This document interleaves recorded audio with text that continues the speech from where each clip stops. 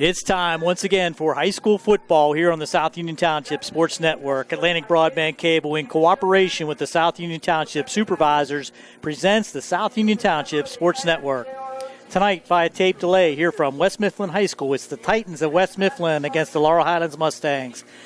Hello, everyone. This is Gary Frankhauser, Tony Anula alongside Jerry Dupay on the camera, and we welcome you in once again for tonight's football action. The South Union Township Sports Network coverage is brought to you as a joint cooperative venture featuring the supervisors, Bob Schiffbauer, Rick Vernon, and Jason Scott, Atlantic Broadband Cable, Armstrong Cable, and CUTV with Gary Smith and his staff. Once again, Gary Frankhauser along with Tony Hanula, Jerry Dupay on the camera. We'll be right back with the starting lineups for both teams right here on the South Union Township Sports Network.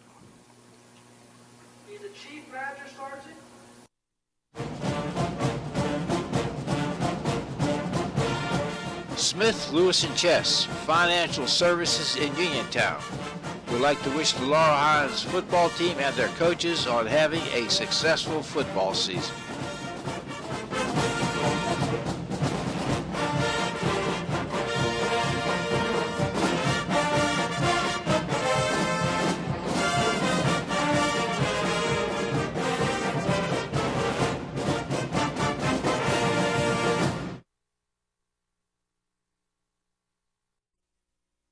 Creditors calling you day and night? Your debt overwhelms you? Although you may feel that you're in a hopeless situation, Zebley, Mahalev & White can help. We're a full-service local bankruptcy firm that knows what a difficult time this is and what to do to help you get a fresh start. Call Zebley, Mahalev & White today for a free consultation. Your hometown bankruptcy firm. Call us today. Don't borrow more money until you talk to Zebley, Mahalev & White.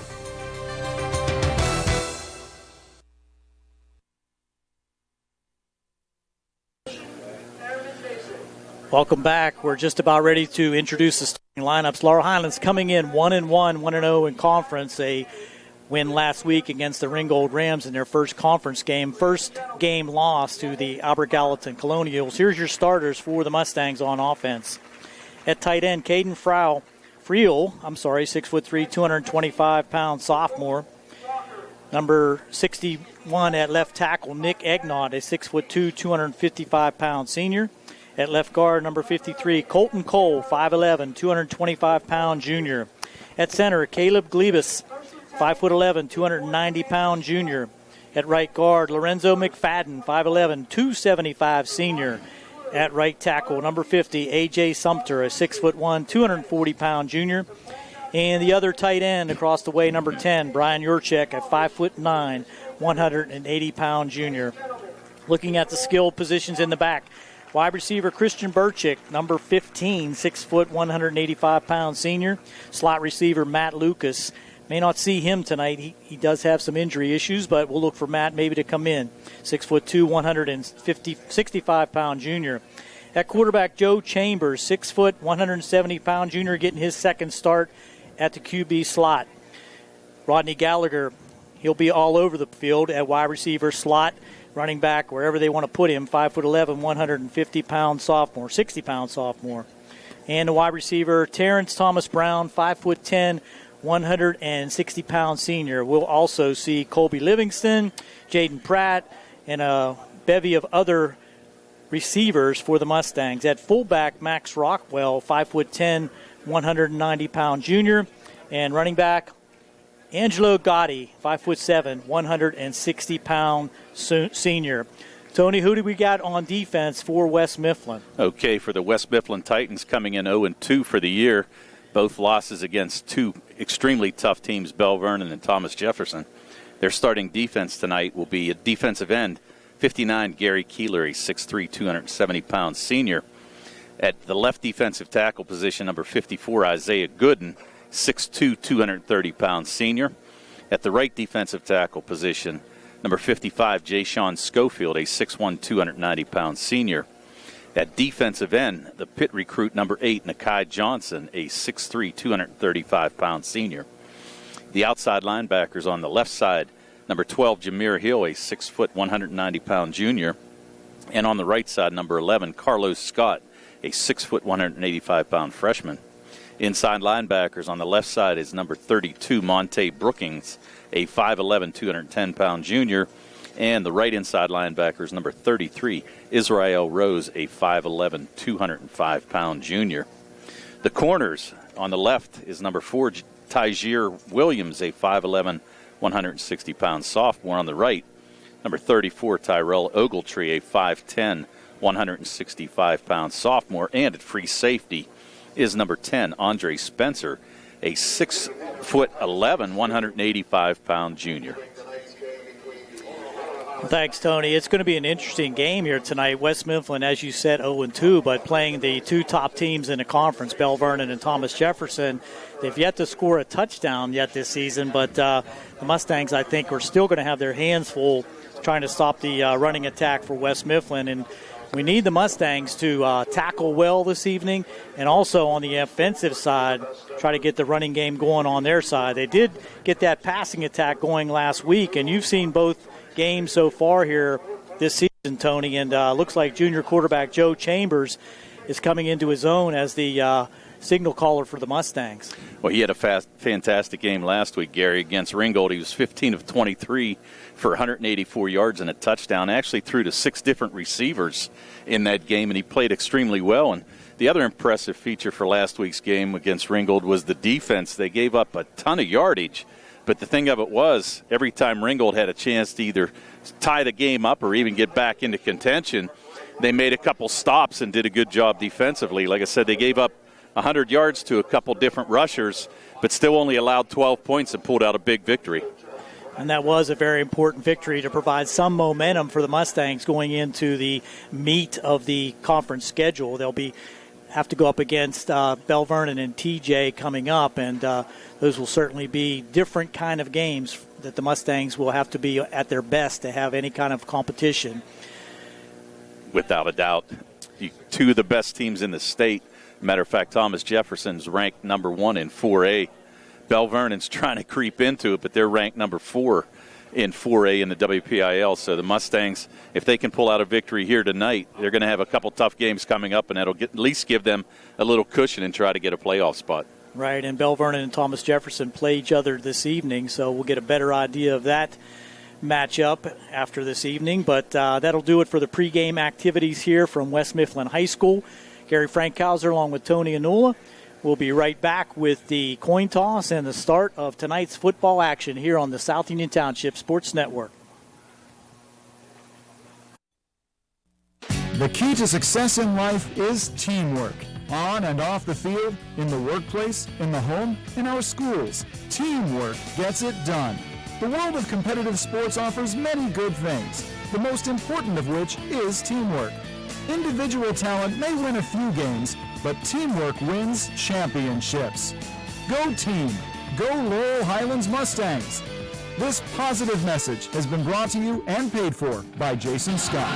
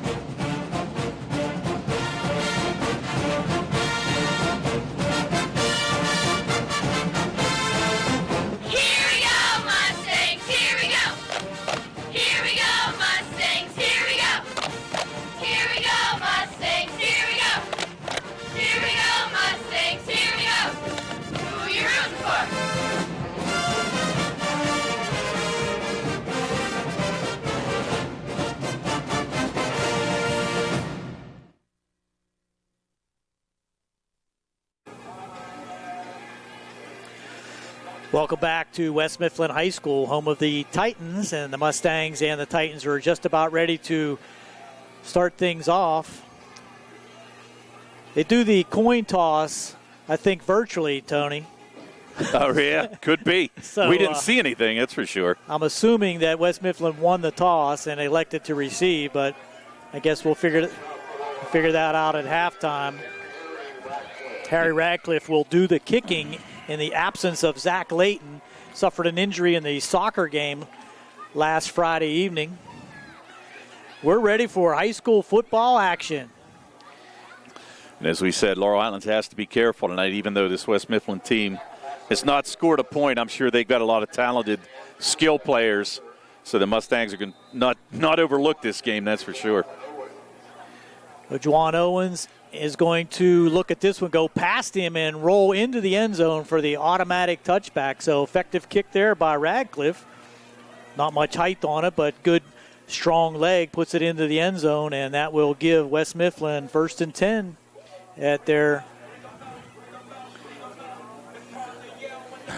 in their own territory at the 20-yard line.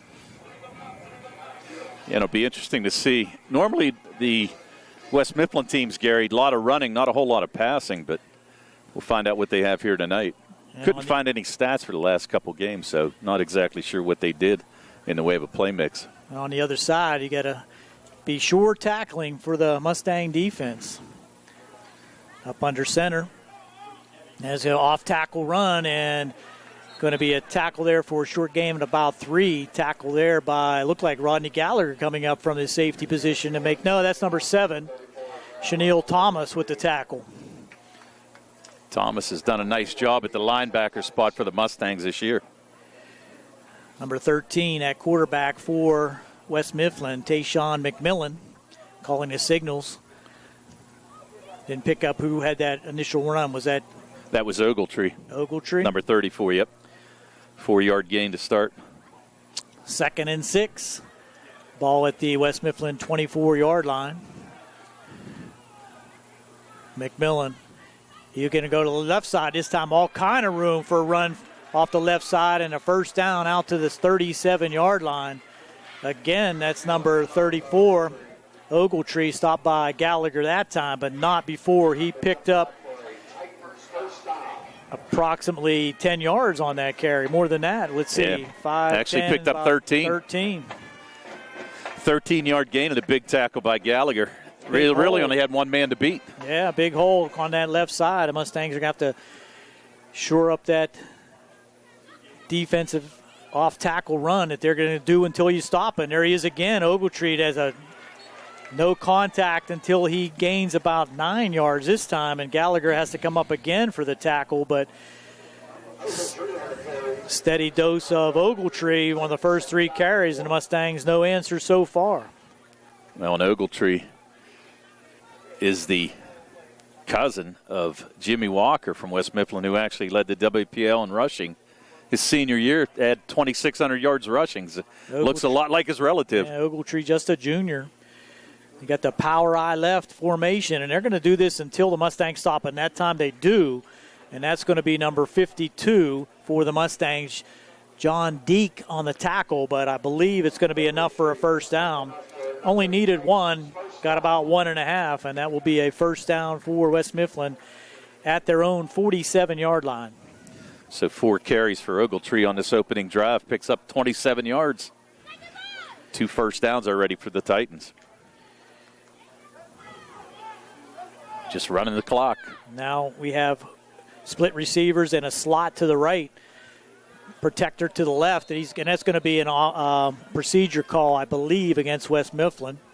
Tried to change things up there a little bit and kind of shot themselves in the foot, and that's going to be a 5-yard penalty for false start against the Titans. Going to move it back to the 42-yard line, 1st and 15. Yeah, interesting. They were in the shotgun for the first time there, Gary. Yeah, it looked like it was going to be a sweep to the right out of that formation with a strong right formation with the tight end flexed out in the slot position. Now we got trips to the short side of the field.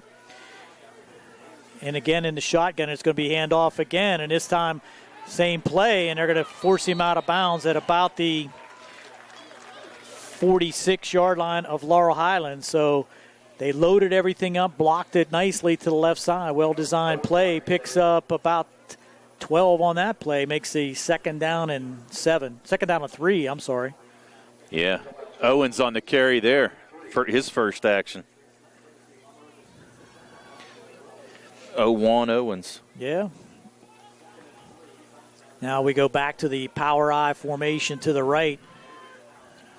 And they're going to go off tackle again. This is Owens, and he's going to have enough for, very close. It's going to depend on the mark for the first down. I think he's got it. Looked like another tackle there for the Mustangs left outside linebacker. Number 55. Who is that, Tony? 55 for the Mustangs. That's not on my roster. No, I don't see a 55. Perhaps probably McFadden. I'm going to say, McFadden's 70. But tell you what, John Deek's in on a lot of plays, and that's 59. 59 is Max Rockwell. Yeah, that's what Jerry's picking it up with the camera. So that's here. his. So I just didn't have the number correctly. They're going to stretch the chains and see if it's third or first down. Looks like he's a little bit short. Yep, so we can only give him 2 on the carry instead of 3. Third down in inches inside Mustang territory. Opening drive by West Mifflin. Methodically running it down the field, have not put the ball in the air and have not needed to so far. Well, and we saw Ringgold do the same thing last week, Gary. Ringgold actually did not have 1 yard passing last week, had 0 yards. Everything was on the ground, had a couple guys rushing for 100. And similar here against West Mifflin.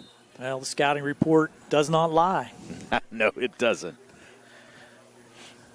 It's going to be nope, they're going to hand it off deep again. No. It's going to be a fumble. Fumble ball's on and that's going to be a loss back to the 48-yard line. Wow. 59 on it for West Mifflin. Gary Keeler got on it.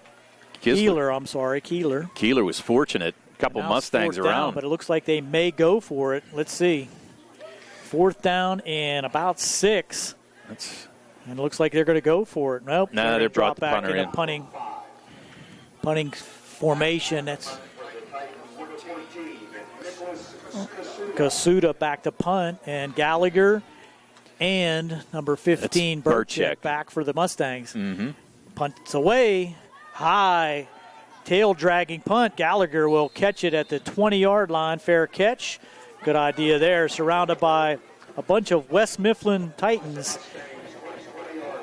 We'll take a quick break here on the South Union Township Sports Network. No score. Mustangs first possession coming up.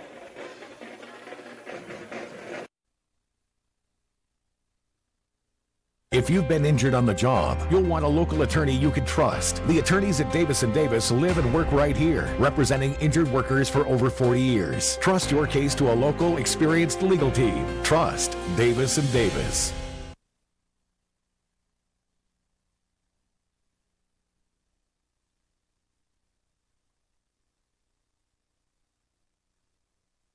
Okay, we're back, and the Mustangs changing personnel at the last minute as Gallagher runs on to the – I'm sorry, that's number 7 again. That's Chenille Thomas running onto the field late. This is going to be Gallagher on the right side, and he is met at about a 5-yard gain there by number 33 for West Mifflin, Israel Rose. But a good gain on first down there by Gallagher, 5 yards rushing. Get him into the rushing game, that might help. I think it's going to be big. They played him in the slot a lot last week. He had 6 catches and actually had a couple nice runs, scored on a 2-yard touchdown run. So nice little play there on the jet sweep. Slot receiver to the left now in motion. It's Gallagher again, same play, and he's going to try to cut it up. Short gain that time, forced out of bounds on about a 2-yard gain there.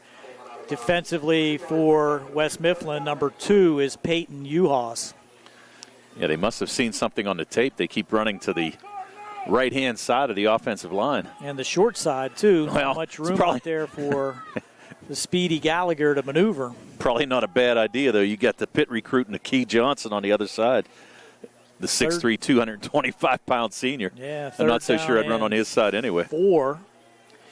Big first drive play for the Mustang to try to get off on a first down opportunity. Now we got a play clock violation, delay a game. No, timeout called by the Mustangs. So as the play clock was winding down, the Mustangs take their first timeout.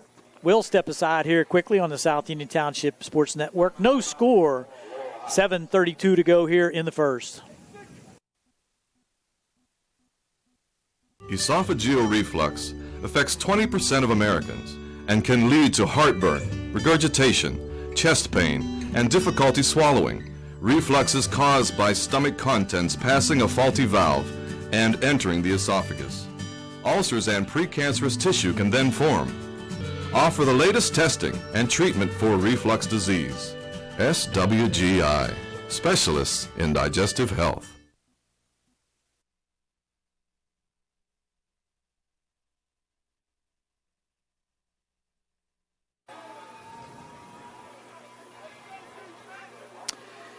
Here we go, big play, 3rd down and 4, just underway, 7:32 to go, first possession for the Mustangs. Chambers will probably put it in the air here, and they get a offside. Let's see what the call is. Both players move, but I think West Mifflin broke the plane first. That's going to be an offside and a first down by penalty for the Mustangs. Yeah, it looked like number 11, Carlos Scott, jumped the 6-foot, 185-pound freshman. That's going to give the Mustangs a first down. Good hard count there by Chambers. Second penalty for West Mifflin for a total of 10 yards. That one provides a first down to the Mustangs out to the 32-yard line. The Mustangs trying to control the ball, run some clock, give their defense a little bit of rest. Chambers back in the shotgun. Again in motion comes Gallagher. Now we have a flag thrown. Another timeout maybe by Laurel Highlands. Wow. 2 timeouts in 2 plays, and that's going to be interesting to see if that has any effect at halftime when the clock's running down for the first half. But Coach Colsart calls 2 timeouts in 2 plays, and that means we have 2 timeouts for the South Union Township Sports Network. Be right back.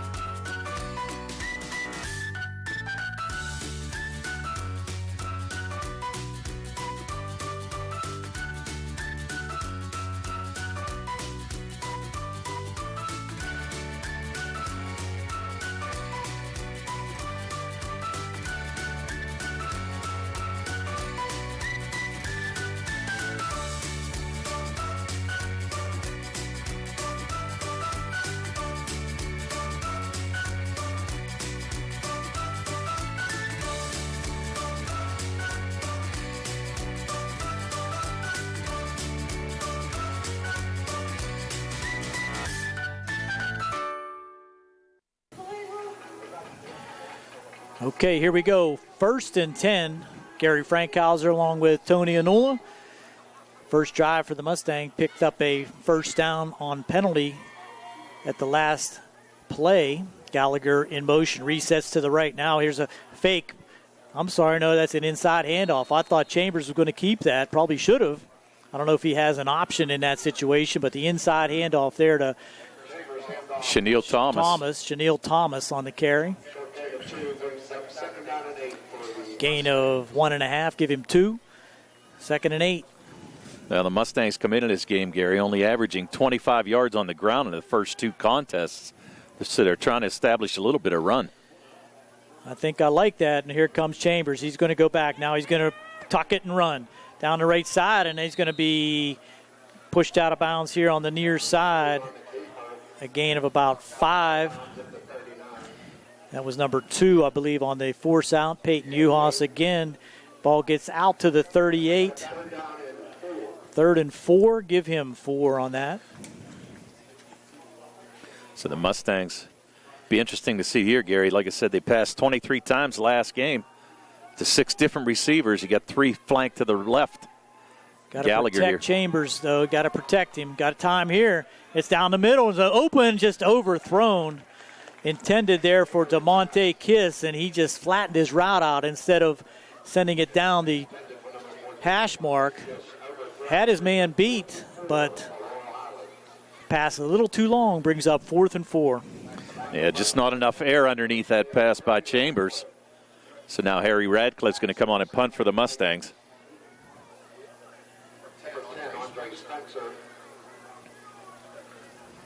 Spencer and I think Williams deep. Yes. Radcliffe now will launch a high end-over-end kick, and that's going to take a West Mifflin bounce and go out of bounds at the 42-yard line. So that's going to set up good field position for West Mifflin on their second possession. So the Mustangs pick up 1 first down, and the change of possession in the favor of the Titans right now. Yeah, not a very good punt by Radcliffe. Had a little trouble with the snap. Just took a long time to get back there, and he had to hurry to get it off. It's interesting. Chambers does the long snapping for the Mustangs. He kind of throws a pass back there. Just trying to set up a little screen. Now what are they going to call?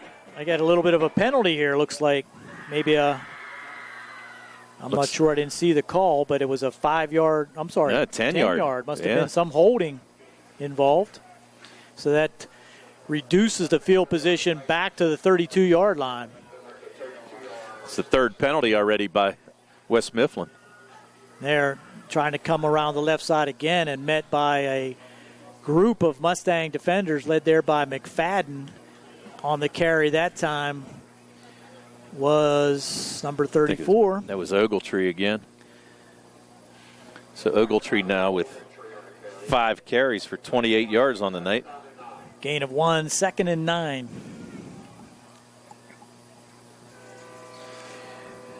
Interesting that McMillan comes all the way over to the sideline to get the play, run it back in. That could be an issue with the play clock at some point. Well, you would think, too, that they've got a couple decent backs. You'd think they just shuttle in the play with those two, with Owens and Ogletree. Trips to the left. He's going to fake, and now under pressure, shakes one tackler. Now he's going to tuck it and try to get the first down himself, and that's going to be forced out of bounds. Good tackle there in open field by number 15 for the Mustangs, Burchick, but a nice gain all the way out to the 41-yard line on the scramble there by McMillan. Had him in the backfield briefly, but he was able to shake that would-be tackler and come to open field out to his left, 3rd and 1. Yeah, that was Jaden Pratt with the penetration. He was able to get back there, almost made the sack, but just couldn't control McMillan, and he shook it free for a 9-yard gain. Big play for West Mifflin. 3rd and 1. Wide out to the right, Uhas. Right up the middle, and in the backfield, beautiful tackle in the backfield that time. Number 52 for the Mustangs. It's Johnny Deek, and tackle for a loss is going to force the punting team out for the Titans again. Huge play here in the first quarter by Deeks. Deeks had a nice game last week against Ringgold. Picking right back up where he left off. So now here's Kasuda again. Oh, that's going to be a penalty for roughing the kicker. Wow. Mustangs do not need that. And let's see if it's running into the kicker. It doesn't really matter. I think it's going to be a first down regardless. But that's a backbreaker for the Mustangs. Unforced error. Yeah, Max Rockwell trying to go for the block there. I think they're going to just say it's running into. But even at that, it's a 5-yard penalty. It'll give West Mifflin a first down. It will. And that'll be out to about the 44-yard line and put the offense back on the field after the great defensive play with 3rd and 1. The Mustangs, unfortunately, are going to have a first down called against them. And that's their first penalty, and it's a big one. Sure is. You don't need to give them more opportunities. The ball now out to the 43. That was barely enough for the first down, but all that was needed. Yeah, and that's the 3rd first down of the game for West Mifflin. Off tackle right now, and there's breaks it loose. Foot race out to the right side. Gallagher has to track him down inside Mustang territory at the 41-yard line. Ogletree again, and that's going to be a 16-yard pickup, I believe. Yep. We're good. 17 yards. Going to give him 17. That's another first down for West Mifflin. Another saving tackle there by Rodney Gallagher on the outside. But there you go. Mustangs would have been off the field, and now they're facing a new drive for the West Mifflin Titans inside their own territory at the 40-yard line. Flip the possession and the field position again. Yeah, that's tough. Need a big stop. Now up the middle, this is Ogletree, not much room on that one, and he's going to be pushed back. That's going to be Lorenzo McFadden bottling up the middle there for the Mustangs. He's going to lose a yard on that one. So nice play there by McFadden, shedding his block and getting into that West Mifflin backfield. Penetration's key against that running attack. McFadden, the big fella, able to step in the gap there and stop Ogletree. It looks like West Mifflin having a little bit more success running on the outside, Gary. The interior of the line for Laurel Highlands doing a good job. That last one out. Yeah. Now we're going to have back goes McMillan, has a man open over the middle, and jumps up and grabs a nice catch there. It's Johnson, but I think they're going to call a motion. You got a flag on the play, though. I think we had two men in motion at the same time for West Mifflin, and I believe this is going to come back. But a beautiful catch there by Johnson, and we can see why he's highly touted. He's a stud. You can tell by looking at him. He just went high and pulled that one down with no problem. But again, another big penalty on the drive, just going the other way this time. So now it's going to be 2nd down and 16. Fourth penalty already on West Mifflin. Cost them 25 yards so far. 2:58 to go here in the first. Still no score. And a running clock from West Mifflin High School. Nice to see some fans in the stands, though, Gare. Yep. They're enjoying a nice evening. Here's a student body to the left with Ogletree, and he's going to take a huge hit that time by Mustang number 18. That's Daniel Carney. Put the medal to him, picked up 7. Makes it a more manageable 3rd down, 3rd and 9 at the Mustang 39-yard line. Carney doing a fantastic job on defense so far this year for the Mustangs. He's got 13 tackles, 7 of those solo. He had a big game last week defensively against Ringgold. So another big play. This might be 4-down territory for West Mifflin, but look for Johnson to be involved with this. And now we got a timeout called by West Mifflin. So everyone's using their timeouts, and that's allowing us to step aside again here on the South Union Township Sports Network. No score, 2:02 to go here in the first. We'll be right back.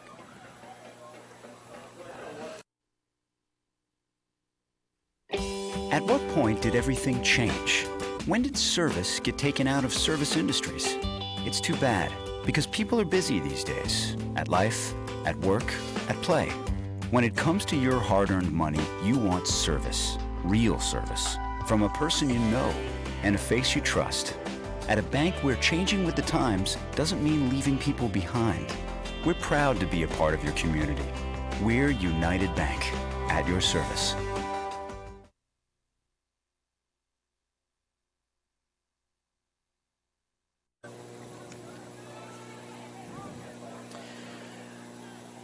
We're back with 2:02 to go here in the first period. Big 3rd down in Mustang territory for West Mifflin. 3rd and 9. And McMillan will get a screen pass out here to Johnson. He has all kind of room. Green in front of him. He's going to take it to the house. We called it. Look for Johnson to be involved with this, and that was a 39-yard screen pass out here to the left, and West Mifflin gets on the board first. You can see why Pitt wanted him, there's no doubt. Size and speed. Beautiful play. And the West Mifflin Titans on the board first. Now for the extra point kicker for West Mifflin. Number 14, that's Nick Kasuda. Kick is up and plenty of leg, and it is good. With 1:52 to go here in the first, West Mifflin strikes from 39 yards out, takes the lead 7-0. Kick to come here on the South Union Township Sports Network.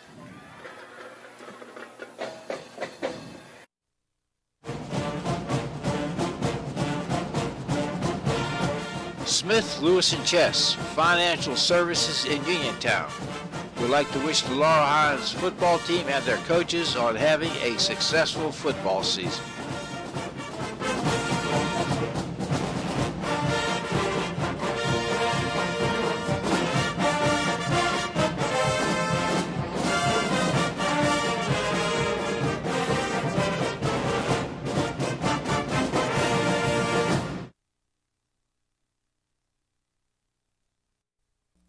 The key to success in life is teamwork. On and off the field, in the workplace, in the home, in our schools. Teamwork gets it done. The world of competitive sports offers many good things, the most important of which is teamwork. Individual talent may win a few games, but teamwork wins championships. Go team! Go Laurel Highlands Mustangs! This positive message has been brought to you and paid for by Jason Scott.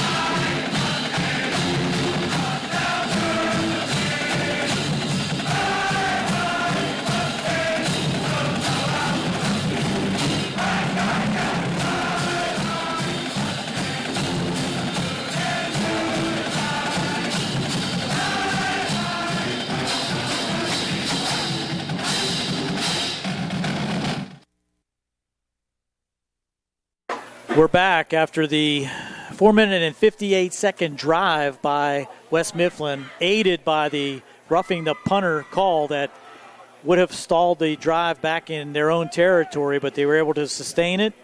39-yard screen pass to Nikkei Johnson, and that puts the Titans on top, 7-0. And their first points of the season, Gary. That's right. And I think Brian had mentioned on the radio that they had gone 16 quarters without a score. Looking back to last year, there's a kick now taking it about the 15-yard line, trying to swing it out to the left side, and losing yardage on this swing around there was number 8, Hunter Kuzier. The Mustangs will have it 1st and 10 at the 23-yard line. Tried to bounce it around the left side, but didn't have much help out there blocking-wise, so kind of gave ground and got it around the corner for about 2 extra yards, but I like those to be cracked right up the middle, Tony. I don't like those swings out to the outside on the kickoffs. It just takes too much time, and the pursuit seems to always catch up to you. I agree with you, Gary. Didn't really have a wedge set up, though. It looked like a lot of West Mifflin players able to run right through there, so kind of was in save-his-life mode, I think. For Chambers, he's going to take it himself and swing it up the middle on the keeper for about 4 or 5 yards. Give him 5 at the 28-yard line. Clock running now with 1:27 to go. Mifflin on top, 7-0. Chambers just trying to mix things up there a little bit. Keep that defense honest with the run, and now he's going to do it again. Same play, and this time he's going to be caught in the backfield. Good play there by number 54 for the West Mifflin Titans, Isaiah Gooden. He lost about 3 on that, so that's going to bring up another 3rd and long. When you're playing behind the sticks, it's difficult when you're trying to gain some momentum to, as you said earlier, have some ball control offense. Yeah, you definitely want to keep this West Mifflin team off the field. They're going to bring pressure here. There's a pass down there. Gallagher will go up, and does he get it? Let's see. Good catch. Looks like he's got a good catch. Yes.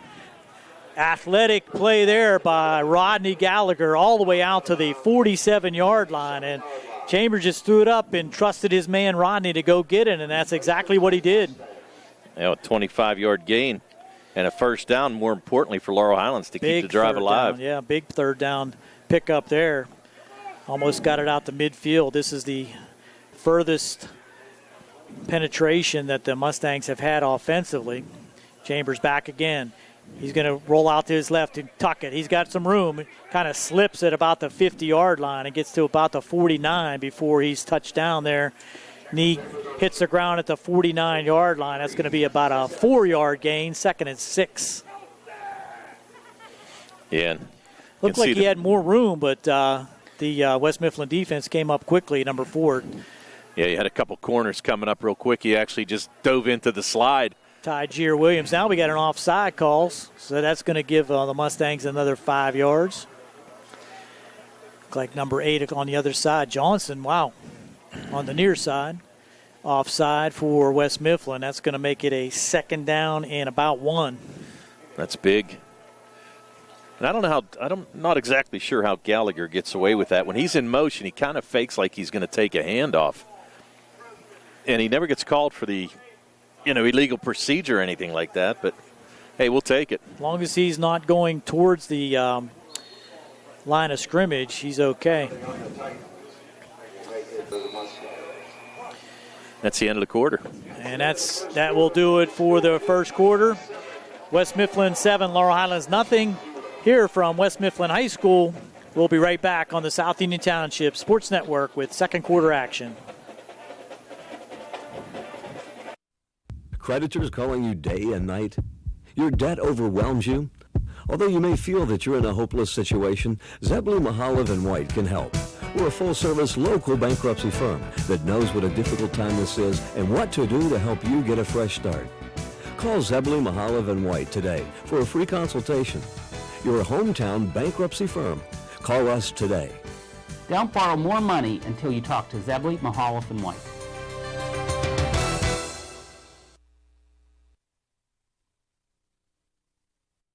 Anemia occurs when one has a low number of blood cells and becomes weak, tired, and pale. Blood loss anemia warrants a careful exam of the digestive tract with traditional GI scopes and sometimes with pill scope technology. Offer the latest diagnostic testing for blood loss anemia. SWGI, specialists in digestive health.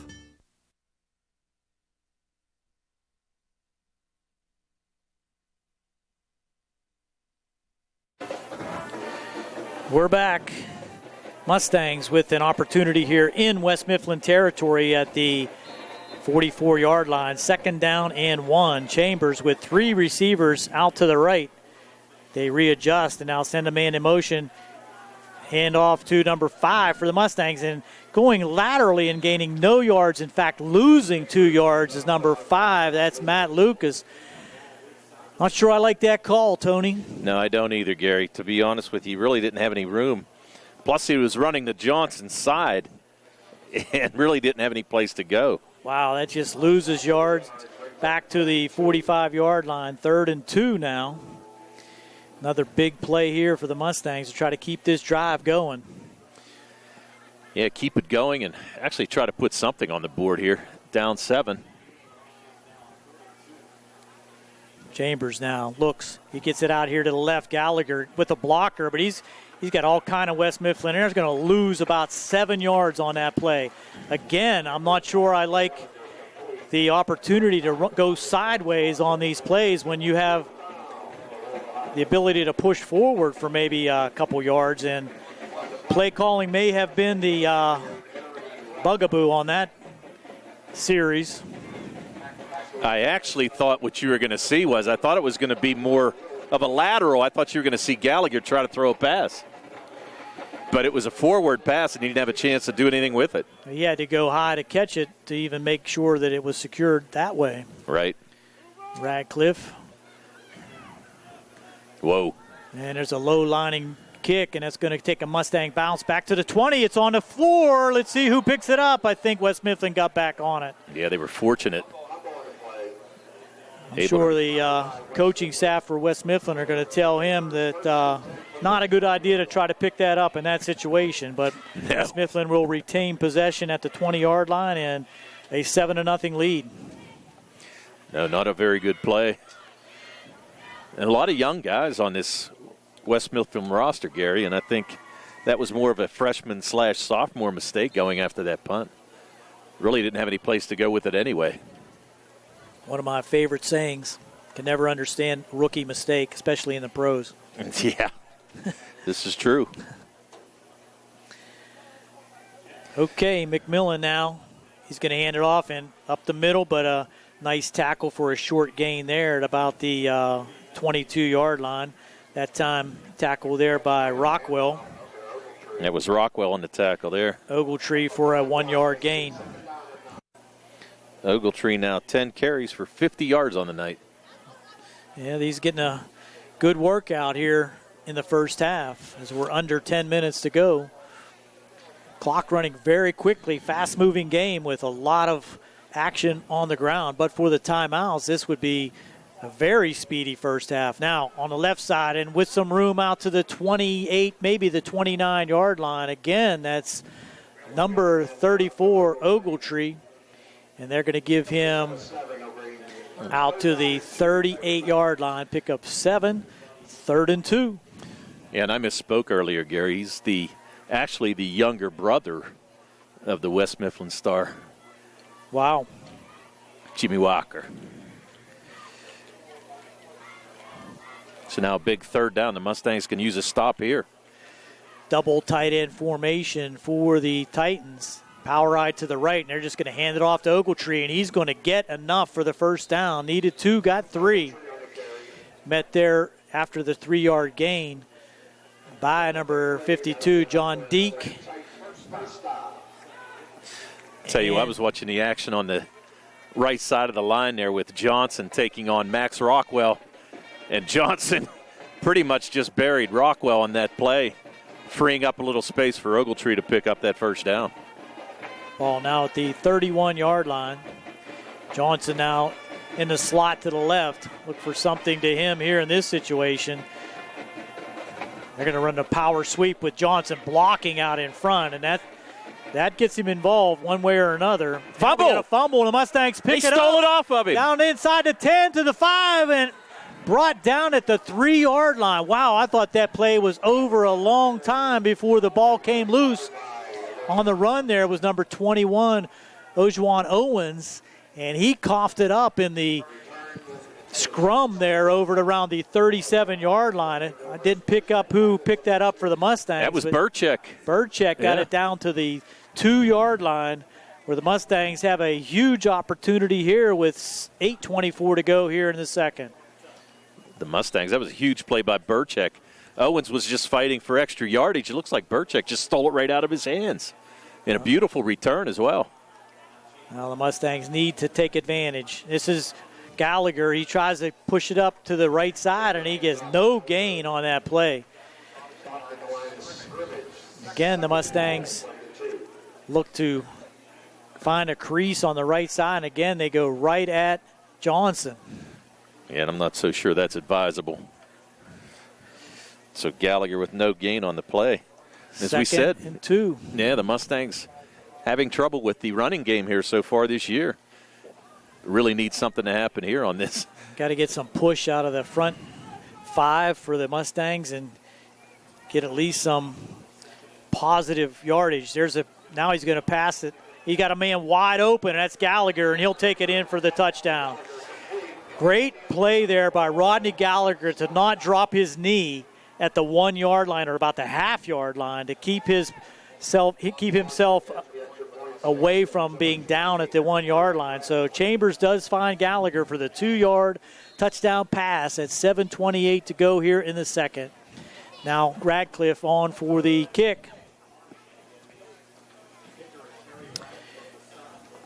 Radcliffe launches it deep, and he is good. So we're all tied at 7. The Mustangs take advantage of the huge turnover by Thomas Jefferson and ties it up at 7. We'll be right back here on the South Union Township Sports Network.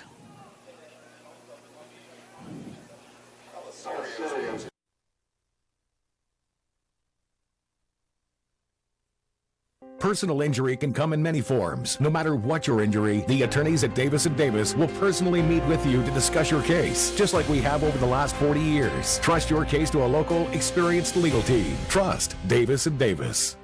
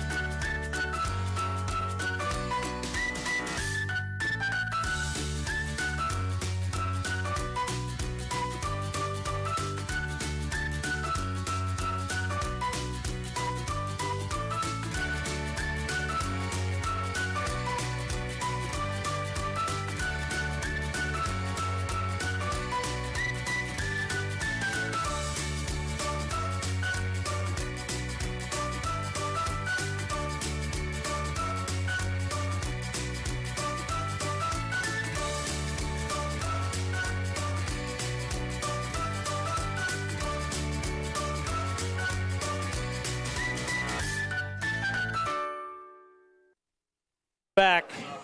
The Mustangs will set up for the kick, and taking advantage of the fumble by the West Mifflin Titans, Burchek taking it down to the 2-yard line. 2 plays later, Chambers hits Gallagher, and that's been his only target, Tony.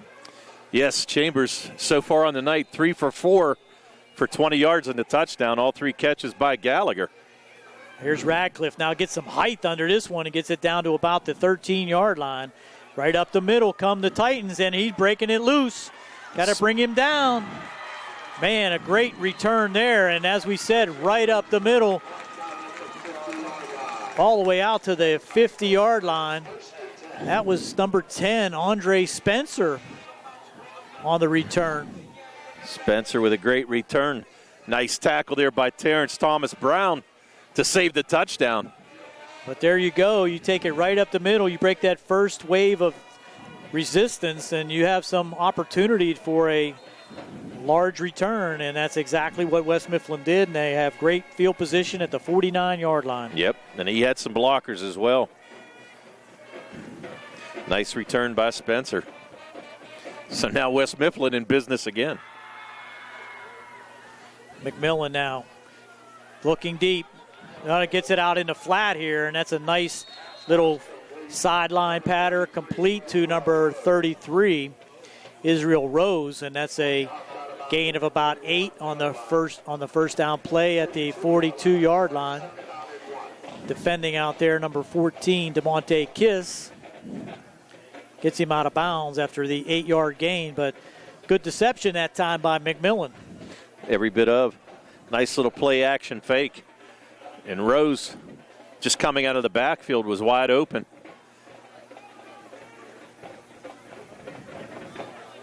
So McMillan now 2 for 2 for 48 yards and a touchdown. Has Ogletree deep down there. Going to hand it to him off the right side. He cuts it back against the grain, and he has room.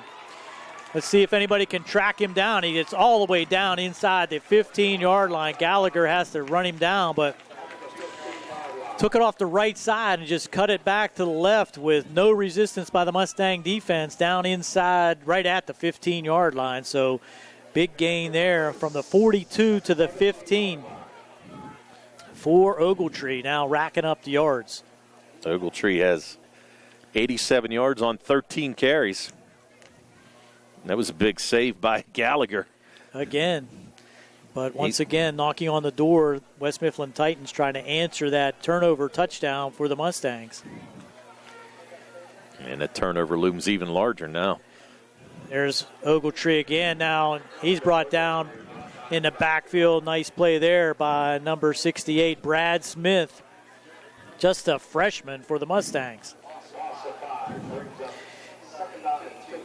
Created that penetration, loss of 4.5, make it 5, second down and 15. So Smith did a nice job the last couple games, that nose tackle position. He's a big fella for a freshman, but fills the hole well. And a nice tackle there on Ogletree. 6'1", 305. Yeah, he's a stud. He's only going to get bigger, probably. Yeah, take it from me. I know he will. Back goes McMillan in the flat now. He gets it. Quick pass to number 4. That's Williams. And he's going to pick up about 9, 3rd and 6. So nice play there by West Mifflin to make this third down manageable, and it might be 4-down territory. I know they have a pretty good kicker, but at this point, you might think they would be more inclined to go for the touchdown if they gain any kind of yardage on third. Yeah, really, the Mustangs are having a difficult time stopping him. I can't imagine that you would even try to kick at this point in time. Looks like they're going to let the clock run down here and maybe take a timeout. And that'll be their second of the half. They do. Referee Mark Syke calls the timeout. West Mifflin calls timeout. We'll be back with 3rd down and 6 from the Mustang 13-yard line. 5:34 to go here in the second. We're all tied at 7.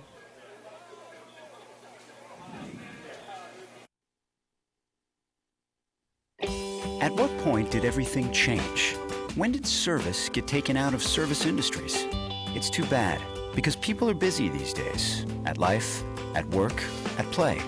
When it comes to your hard-earned money, you want service, real service, from a person you know and a face you trust. At a bank where changing with the times doesn't mean leaving people behind. We're proud to be a part of your community. We're United Bank, at your service.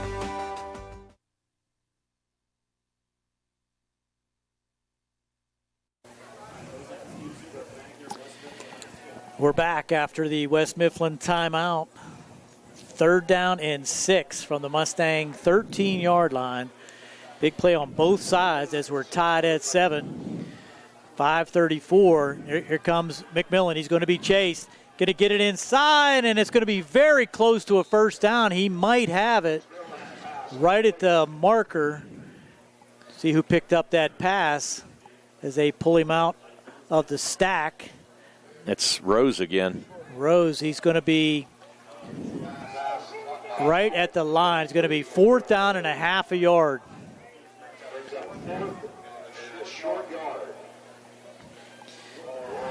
And it looks like West Mifflin definitely is going to go for it. Yeah, you know what's going to happen here. They're going to hand it to Ogletree.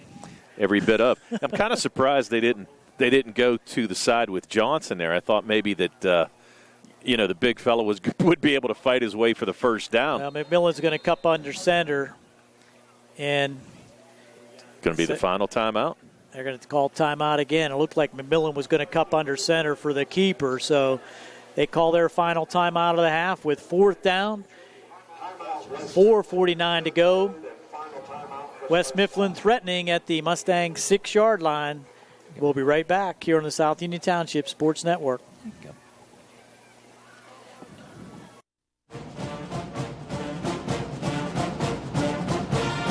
Smith, Lewis & Chess, Financial Services in Uniontown. We'd like to wish the Laurel Highlands football team and their coaches on having a successful football season.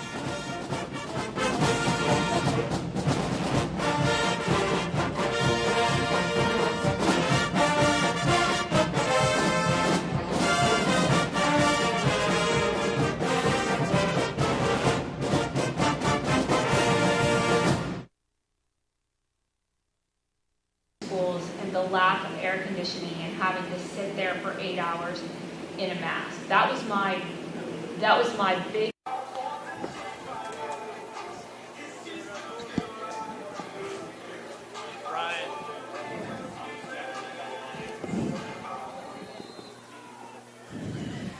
Here we go as the Titans come up again in the shotgun, 4th and a half a yard.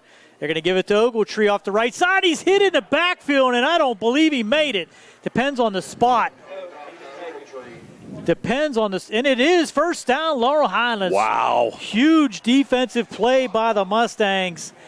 Stops West Mifflin on a 4th and a half a yard at the 6-yard line. Huge defensive play. Beautiful and the Mustangs play. will take over.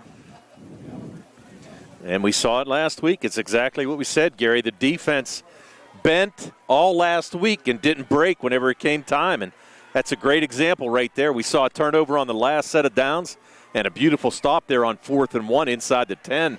Now so with the Mustangs 4:37 defense to go, they need to get it out of the West Mifflin side of the field or the Laurel Highlands side of the field. They're going to hand it off to the right side. Thomas on the streak to the right. Picks up about 4. Chanel Thomas on the carry gets it a little bit outside of the shadow of the goalpost, but it's going to be 2nd and 6. Yeah. Billy Beaner there for the Mustangs out there making the call. I'm sorry, for the officials, not for the Mustangs. They might wish it was Billy Beaner in the backfield. Mark Syke, the official. James Hoby, one of the umpires. We'll give you the rest of the officials here in a moment. 2nd and 6. Chambers back, looking. Now gets it across and a short gain. Quick tackle there by number 33 for West Mifflin, Rose. So it was Lucas on the catch. Lucas with the catch, but he only gained about 1, I believe. Yeah, I was going to say. It's going to be 3rd and 5. Yeah, Lucas didn't really have a whole lot of way to go. Israel Rose with a great play. Chambers had plenty of time and went through his progressions and found Lucas, but right on top of him was Rose. Big play here for the Mustangs to try to keep a drive going, not give another opportunity. And there's a pass out, and that's going to be incomplete. Passed a little bit out and away from the intended receiver. And that's going to bring up 4th down, a 3 and out, and stop the clock. Wow. Yeah, they didn't have it long. Only had, on that possession, 1 minute and 15 seconds. Yeah, that was it. Didn't run a whole lot. I'm sorry, 1 minute and 25 seconds. So didn't run a lot off the clock there, Gary. That's a killer in field position. They might try for the block here. Looked like offside, but got away with it. And there's a tail dragger that's going to be a problem for the Mustangs if it doesn't bounce forward, and it doesn't. Wow. From the 13-yard line just out to the 33, a 20-yard kick will give great field position again. And you can't keep going to the well too often defensively and expect to stop the offensive drives of West Mifflin. Now this one's starting at the 30-yard line, so 17-yard kick. Yeah, and again, good field position for West Mifflin. See if the Mustangs defense is up to the task again. Back goes McMillan. He's looking. Now has a man try to go deep. It's going to be picked off by the Mustangs. Great defensive play back there that time. That's number 14 for the Mustangs, DeMonte Kiss, with great defensive coverage. But the bad thing about that is it's down to the 1-yard line. Yeah. You just got to hope that there's not a safety on this play. Right.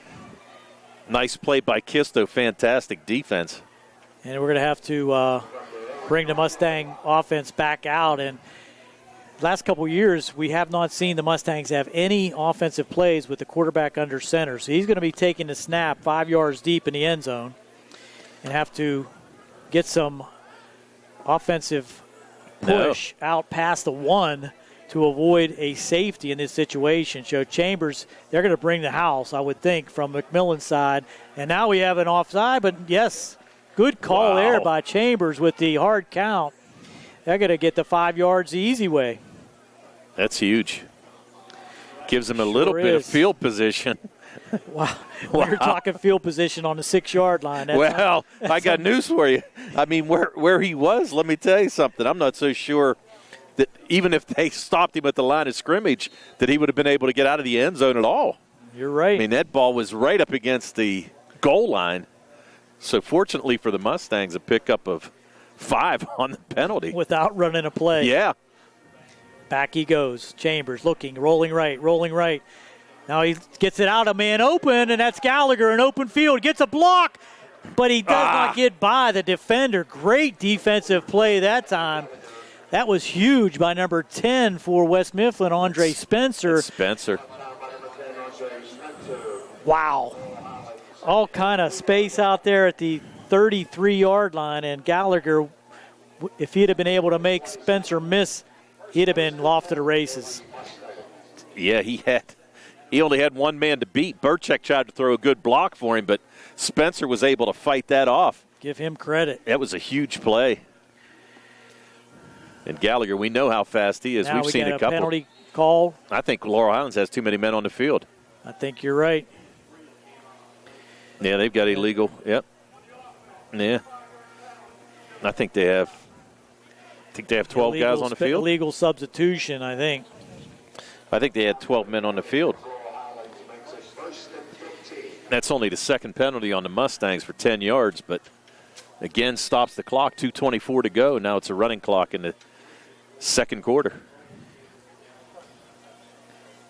After the big play out to Gallagher, give yourself another penalty. And Jerry's telling me that he has a camera and he thinks Gallagher might be limping over there. Chambers, looked like a face mask, no call. No flag. Call. No, wow. Wow. And that goes all the way back to the 23-yard line. Jeez, a whiz. Sipe was behind. The referee was behind the play and probably couldn't see that, but it looked like a face mask from our angle. It's a 6-yard loss. So now it's 2nd down and 21. Yeah, they were fortunate. Actually, Chambers, he had to turn his out all the way around. It's a wonder he even made it back to where he did. Only good thing in this situation is West Mifflin doesn't have any timeouts. Right. Now going deep again, has a man open. This is Gallagher inside the 20 to the 15, 10, and Gallagher will go the distance. That's going to be a 71-yard pass and catch. Chambers to Gallagher. Jerry, he wasn't limping. No, I was just going to say that, Gary. Jerry might have saw him limping, but let me tell you what, he wasn't limping there. Wow, he just ran away from everyone after he was able to get behind the defense, and that's a huge play with 1:13 to go in the half. Chambers to Gallagher. 71 yards, pass and catch. Beautiful On for play. the kick is Radcliffe. Sorry, Tony. No, you're good.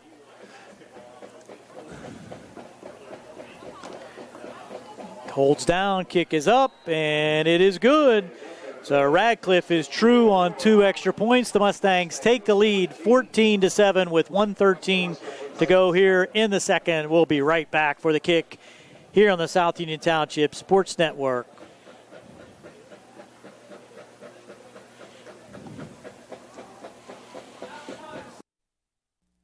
The key to success in life is teamwork. On and off the field, in the workplace, in the home, in our schools. Teamwork gets it done. The world of competitive sports offers many good things, the most important of which is teamwork. Individual talent may win a few games, but teamwork wins championships. Go team! Go Laurel Highlands Mustangs! This positive message has been brought to you and paid for by Jason Scott.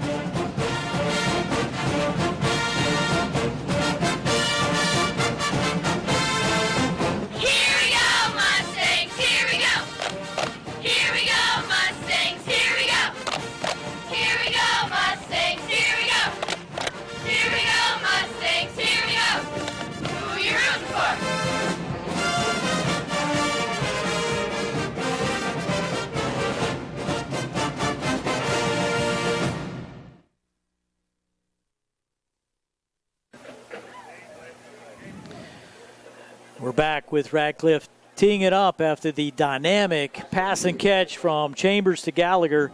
71 yards on a 2nd and 21. The Mustangs take the lead. In this situation, Tony, you might look for a squib because with 1:13 to go, West Mifflin doesn't have any timeouts. Right. So you got to get this into the halftime locker room at 14, but he kicks it deep. It's going to be at the 10.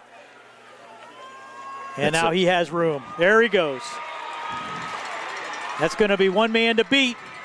And he is tackled last by Radcliffe. And I just don't like that strategy. Kicking it deep. You saw him bringing it back on the last kickoff.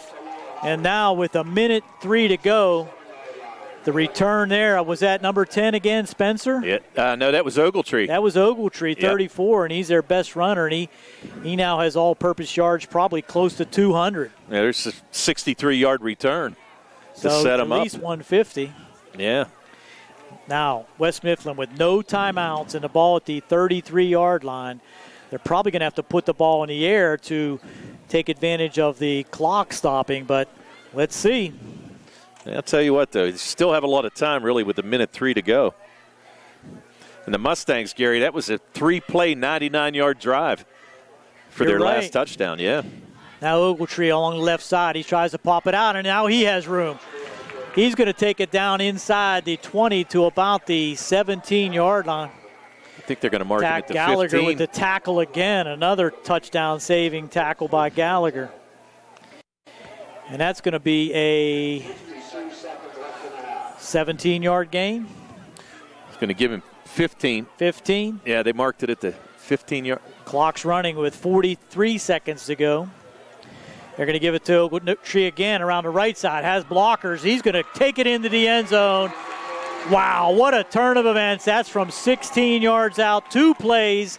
Ogletree, after the dynamic kick return, takes it in 2 plays later to potentially tie things up at half. Wow.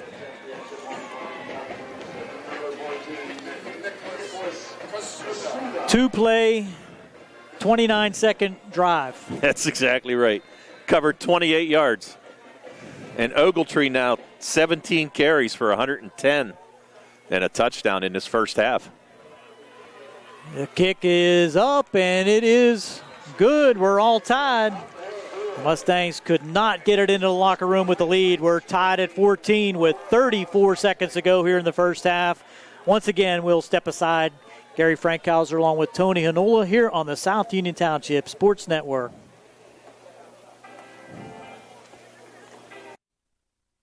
Creditors calling you day and night? Your debt overwhelms you? Although you may feel that you're in a hopeless situation, Zebley, Mahalev & White can help. We're a full-service local bankruptcy firm that knows what a difficult time this is and what to do to help you get a fresh start. Call Zebley, Mahalev & White today for a free consultation. You're a hometown bankruptcy firm. Call us today. Don't borrow more money until you talk to Zebley, Mahalev & White.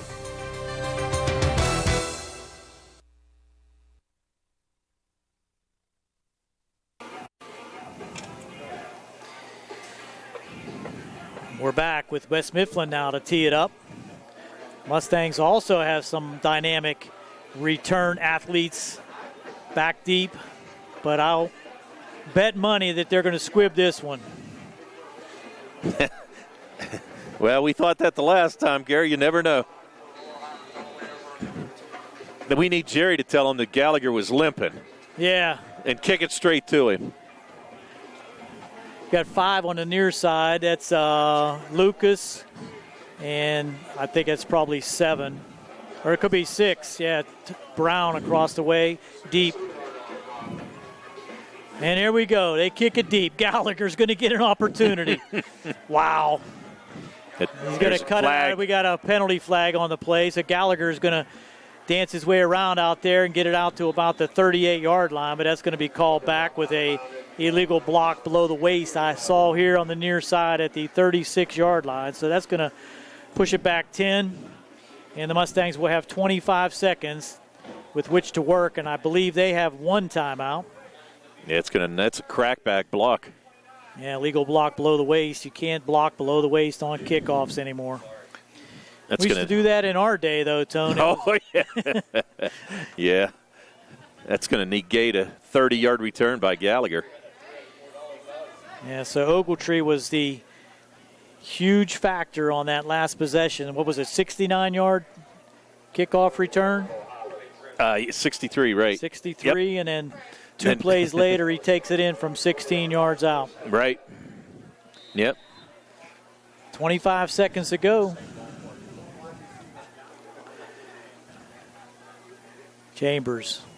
He's going to take a knee and let the clock run out. It's going to be halftime here at West Mifflin Titan Stadium. The score is going to be 14-14 as the clock runs down here. We'll be back with halftime activities and statistics here on the South Union Township Sports Network.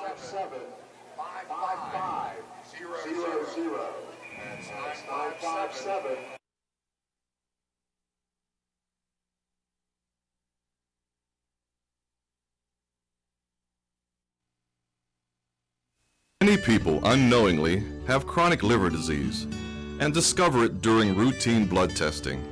Possible causes include alcohol, hepatitis C, fatty liver, and iron overload. If left unchecked, this can lead to cirrhosis or severe liver scarring.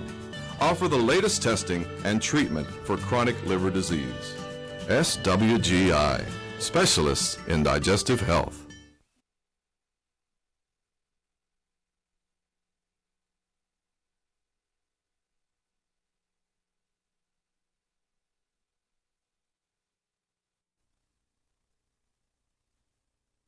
If you've been injured on the job, you'll want a local attorney you can trust. The attorneys at Davis & Davis live and work right here, representing injured workers for over 40 years. Trust your case to a local, experienced legal team. Trust Davis & Davis.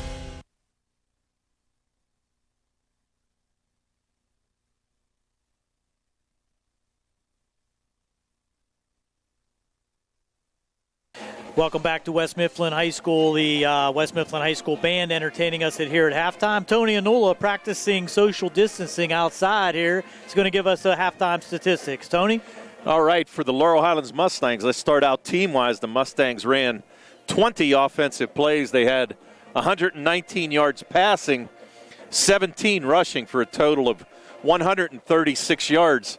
They had 3 first downs in that first half and only 2 penalties for 10 yards, but a big penalty on that roughing the kicker call that continued to drive for West Mifflin. Individually for the Mustangs, Joe Chambers was 6 for 8 in that first half passing for 119 yards and 2 touchdowns. The main man was Rodney Gallagher with 5 catches for 118 yards and those 2 touchdowns. Matt Lucas also had a catch for 1 yard.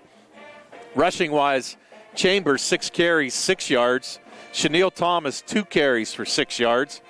Rodney Gallagher had 3 carries for 7 yards. And Matt Lucas 1 carry for -2 yards for the Mustangs. For the West Mifflin Titans, they ran 26 offensive plays. They had 135 yards rushing, 60 yards passing for their total of 195 yards. They did have 2 turnovers in that first half, a fumble that was stripped by Burchek and returned to the 2-yard line, and a big interception by DeMonte Kiss, who actually intercepted the ball on the 1-yard line on a pass by McMillan. They had 7 first downs in that first half, and they had 6 penalties for a total of 35 yards.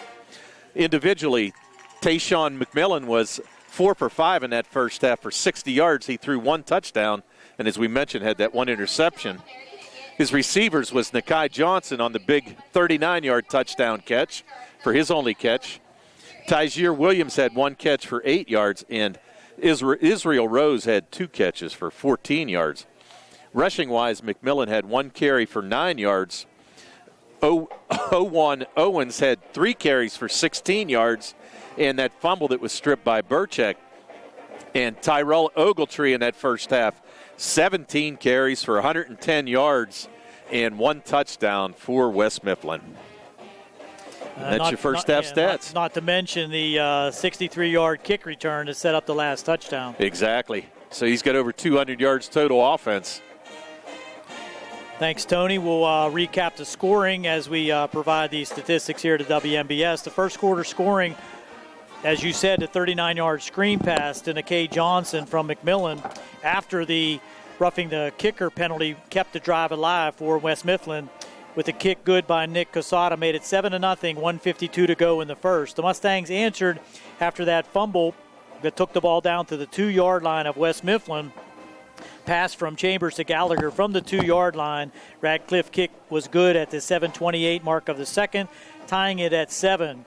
With the Mustangs backed up in their own end on 2nd down and 21, Chambers hit Gallagher for 71 yards as he outraced everyone to the end zone with 1:13 to go in the second, making it 14-7. It looked like the Mustangs were going to go into the halftime locker room with a lead, but it wasn't to be as Ogletree cranked out that 63-yard kick return. 2 plays later, took it in from the 16-yard line. Kick was good, and we're tied at 14-14 at halftime.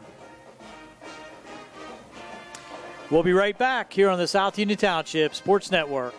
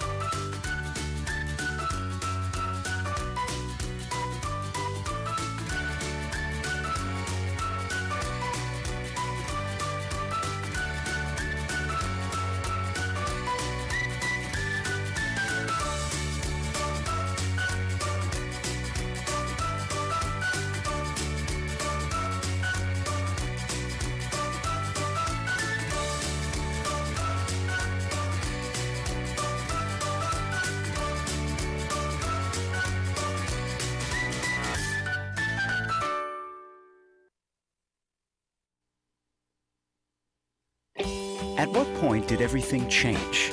When did service get taken out of service industries? It's too bad, because people are busy these days. At life, at work, at play. When it comes to your hard-earned money, you want service. Real service. From a person you know and a face you trust. At a bank where changing with the times doesn't mean leaving people behind. We're proud to be a part of your community. We're United Bank, at your service.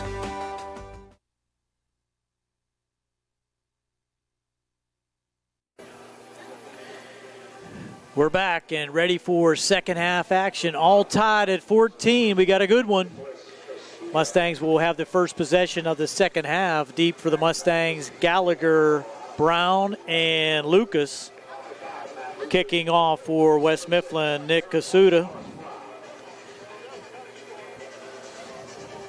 Yep, entertaining game so far, Gary. Absolutely. Got all kind of different kind of action. The Mustangs doing it through the air, and the Titans doing it on the ground. This will be Lucas from about the 11-yard line. Right up the middle, has a seam, but it closes quickly at about the 27-yard line. Still trying to fight his way for extra yards. Gets out close to the 30. Tough return there. Ogletree looked like he was in on a tackle, so he's doing it all. He is doing it all. He's a nice football player. So the Mustangs will come out 1st and 10 at their own 30-yard line. Decent field position. Yeah, and to be honest with you, the Mustangs, Chambers had Kiss on that one play too early on, Gary. If he'd have hit him, maybe another long touchdown pass for the Mustangs. They've shown the ability to get behind the West Mifflin defense. Yes, they have. And they come out with trips out to the right. Chambers by himself in the shotgun. Lucas single coverage on the left. And he's looking left. Now he's going to sprint out and tuck it down. Gets to the 35 and steps out of bounds quickly. Pushed out of bounds there by Caden Frau. Pickup of 5.5, make it 6. Going to give him 6. 2nd down and 4. Able to break containment on the near side. Didn't have anyone open quickly, and I think that's what he was looking for. Pushed it out for 6 yards. Well, they had trips to the right, so really with Lucas took that single coverage right down the field, gave Chambers a lot of room on that left side.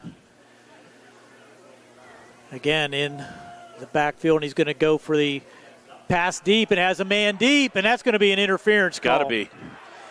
Coming back for the ball, really no chance to make the catch, but Angelo Gotti was defending on the play, and he just ran right through number 14 for the Mustangs. That's Kiss. DeMonte Kiss. I'm sorry, number 4 for West Mifflin is Tygeer Williams on the defense.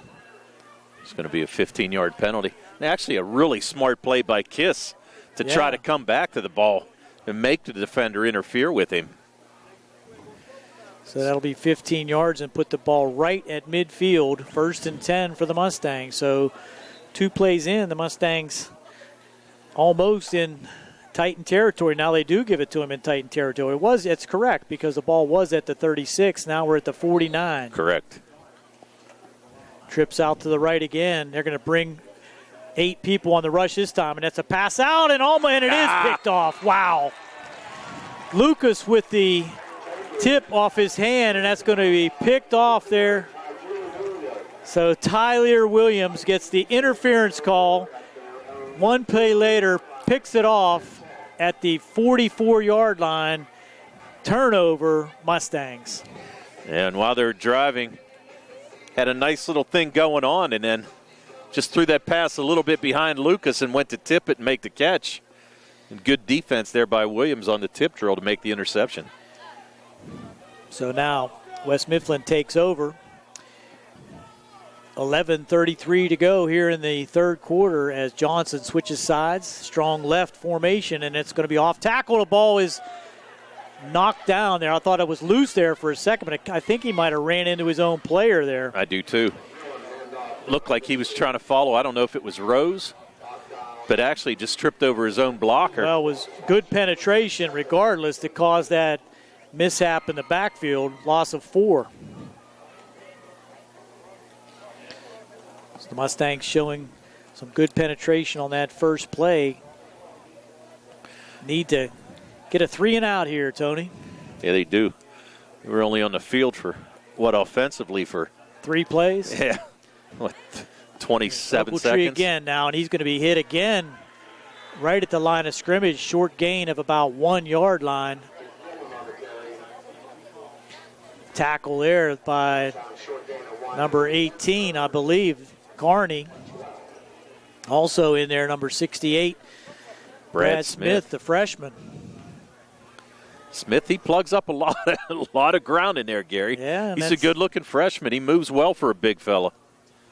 And the Mustangs trying to make a defensive stand here and doing well so far. 3rd down and 13. Triple wide set to the right, near side. Now rolling out right, has a man out here in the flat, and it's picked off. This is going to go. Number 14 for the Mustangs down the sideline. Did he step out? No, he did not. Touchdown, Mustangs. Wow. DeMonte Kiss with the pickoff, took it down the left sideline. Looked like he might have stepped out at about the 5. Spun around there by the quarterback for West Mifflin, McMillan, but Kiss was not to be denied. Picked it off at about the 45, 47-yard line. Yeah, I was going to say, probably I'm going to give him 49. It looked like a 49-yard return. Kind of snuck up on it, but, man, just in the right spot at the right time. So Kiss. Pick 6. That's his 2nd interception of the game. Don't forget he intercepted that one on the 1-yard line earlier in the first half. So that's his 2nd interception play of the game. for the Mustangs. Yeah. Now we got a penalty. It might be a delay. Let's see. We got offside against West Mifflin. Wow. So what do the Mustangs do here? I think they still kick it. Oh, you have to. Yeah, so Kiss, 2 interceptions, but none bigger than that. Yeah. Third makes it 20-14 with the kick to come now. I think the Mustangs declined the penalty. Still going to be a 20-yard extra point try. Ooh, low snap, and that's going to be rolling out now for the Mustangs. Do they have anybody? No. Yeah. Say, Uh-oh, throwback. Fumblerooski. Oh, wow. Radcliffe took a huge hit. Oh, my goodness. Well, so maybe they should have gone for 2, Tony. I think he should have kneeled. Wow. So that will make the score 20-14 at the 9:56 mark here in the third. That hopefully will not come back to haunt the Mustangs a missed extra point, but we'll be back with the kickoff here on the South Union Township Sports Network.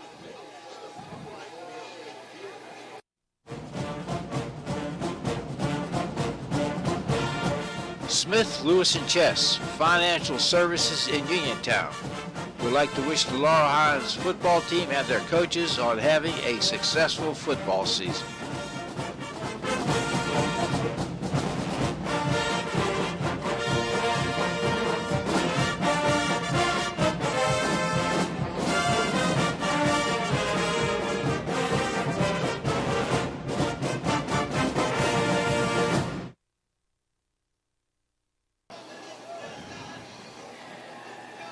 Here we go. The Mustangs take the lead here in the third on the pick 6 by DeMonte Kiss. 49-yard return. Kick failed after the bad snap. And here's the run up into kick by Radcliffe, and he's going to kick it deep down to the 7-yard line. Out comes the return man for West Mifflin, and much better coverage this time by the Mustangs. That's number 10 for the it's Spencer, and looks like he's dinged up a little bit there, Gary. Spencer, and there's someone down there for West Mifflin. That is number 10, Spencer. Nice tackle there. It looked like Carney on the tackle for the Mustangs. Carney's been the leading tackler for the Mustangs this year, and he's done a nice job. That makes it the 1st and 10 at the 27-yard line. And here comes Williams. That lane closed up on that kick return, so had to be a point of concern and discussion at halftime for the Mustangs, no doubt. Well, they did a better job there. Stayed in their lanes. Made a nice play. Mustangs 53 defense now. And there's off tackle and this is Ogletree. Has some room. Burchek trying to steal it again. And he's going to be brought down at about the 32, gain of about 5. 2nd and 5. Burchek on the tackle, and as you said, Tony, trying to strip him. There's a Mustang down, and that's Kiss. Came up with the John Wayne walk. Yes, he did.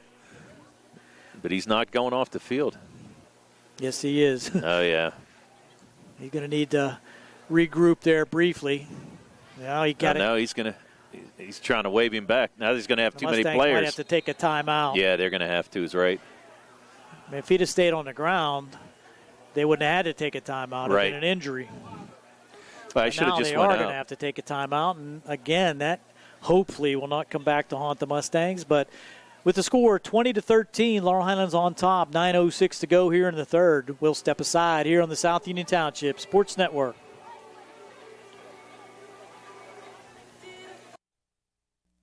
The key to success in life is teamwork. On and off the field, in the workplace, in the home, in our schools. Teamwork gets it done. The world of competitive sports offers many good things, the most important of which is teamwork. Individual talent may win a few games, but teamwork wins championships. Go team! Go Laurel Highlands Mustangs!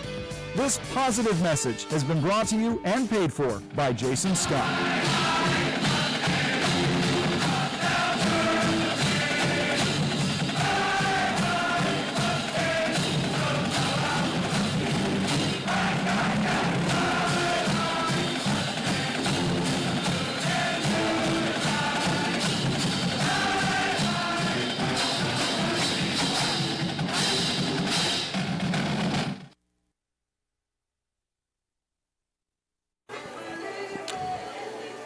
After the injury caused the Mustangs to call a timeout, they come back out. In for the Mustangs is Terrence Thomas Brown at the left corner now.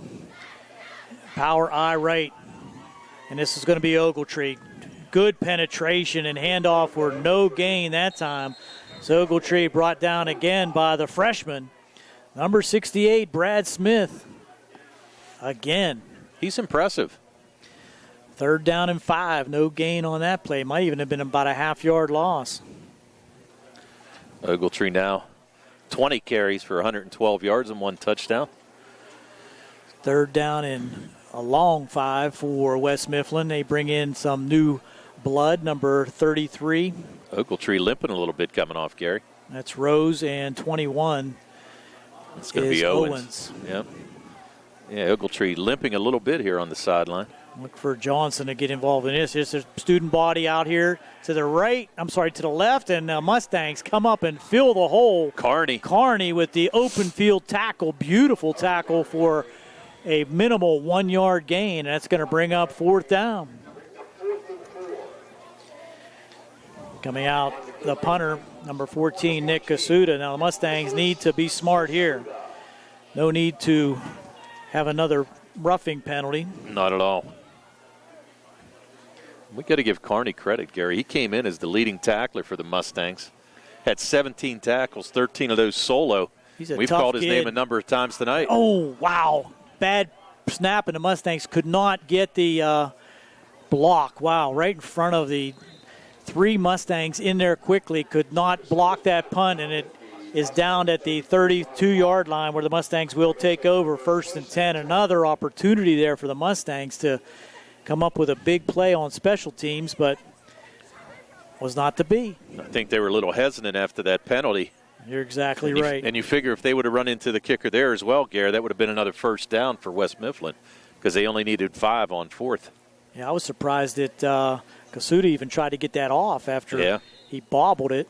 If he had started to run, then that would have been an opportunity for the Mustangs, but give him credit. He got it off and pushed the Mustangs back to the 32-yard line. Chambers, 2 receivers to the left, 1 wide right. A sidecar to his left as Gallagher goes in motion. Resets. Handoff to Thomas. He's got room. Back to the 35-40, over the 40-yard line, out to the 44-yard line. That's going to be an 11-yard 1st down run. Nice job by Chenille. Hit the hole. That was a nice offensive play and first down and on the ground, what you like to see. And we're going to give him 11. Yep. Picking up the Mustangs' third first down of the night. And Thomas now 3 carries, 17 yards. Good average. Yes. Came into the contest. That's Radcliffe now in motion. That's going to be Thomas again on the right side. The Mustangs pushing ahead now on the ground. Big gain there on first down of about 6. They're going to give him 5.5 out to the 49-yard line. We're going to give him 6. No, we're going to 5. They're going to make me look bad. Yeah. It's all right.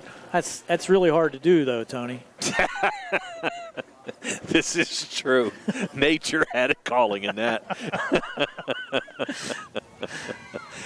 Gallagher in motion. 2nd and 5. Chambers now hands it to Thomas again. Now he's in the backfield. Good penetration there by West Mifflin. Ooh, a lot of contact out of bounds. No flag, though, but that's going to be a no gain at the 49-yard line. Bring up a 3rd and 5. And the Mustangs, again, as we said, looking to try to get something going here. Run some clock. We're at 6:13 to go in the third. Just try to keep this West Mifflin offense off the field. Out of bounds play stops the clock. Good field position. The Mustangs need to try to take advantage here. 3rd and 5. Chambers back in the shotgun. Goes back, looks, rolls left. Now he's looking, and he's going to be caught in the backfield. And going to, oh, wow, that looked again a little late out of bounds, but no call as he only gained about 2 yards on that play. Going to bring up 4th down and 3. Yeah, the thing about that is he stepped out of bounds and stopped the clock. They're going to come to the line quickly here and maybe try to pull him off side as he did in the past, but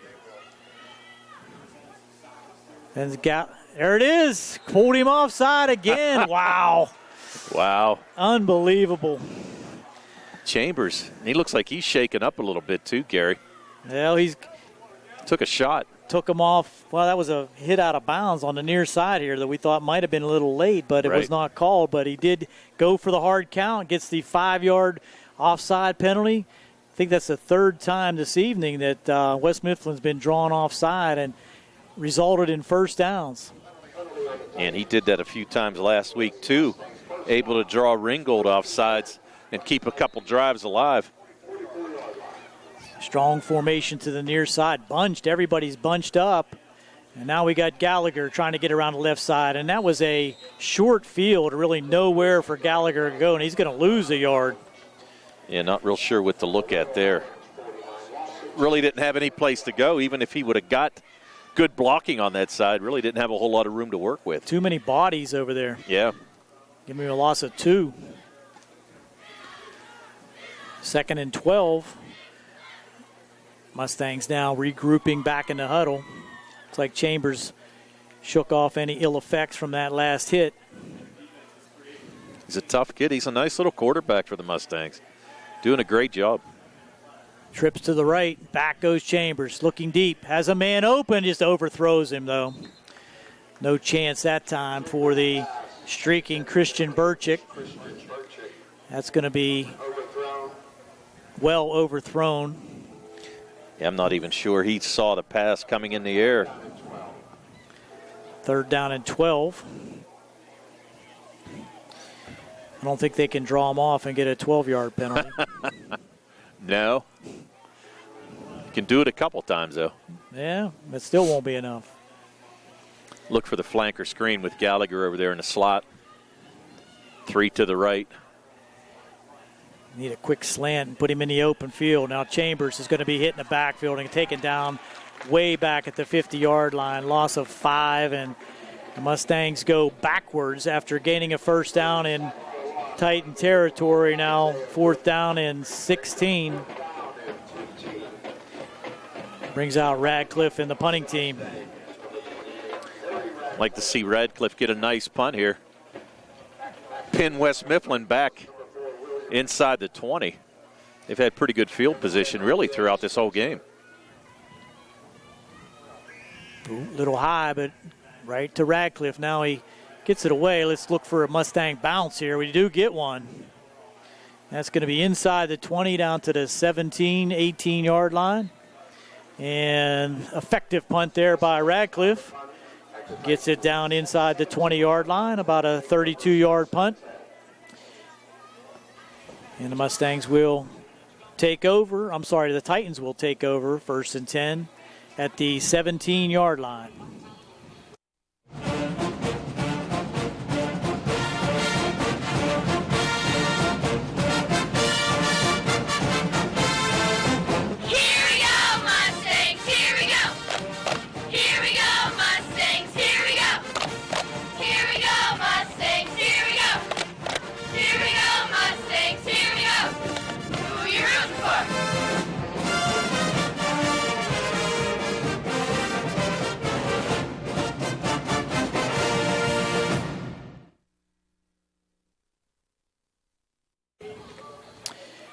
Titan receiver smartly not going after that one as the roll was going inside the 20-yard line. Yeah, fortunately for the Mustangs, the ball bounced forward. 4:32 to go here in the third. Mustangs on top 20-13. DeMonte Kiss's pick six has put them in the lead. Wide receiver now all the way to the near side. That's number 4, Williams. McMillan. What happened there? A little bit of a mess up there, and that's going to be a nice play. Confusion in the backfield, but heads-up player going in for the tackle is that Kuzier? I think it was number 9. Number 9, Kovacs, the senior. Tell you what, he closed a lot of ground quickly there. Sure did. Going to be a 5-yard loss for McMillan. And he kind of limps back out there too, Gary. Yeah. Loss of 6 or 5. Second down and 15.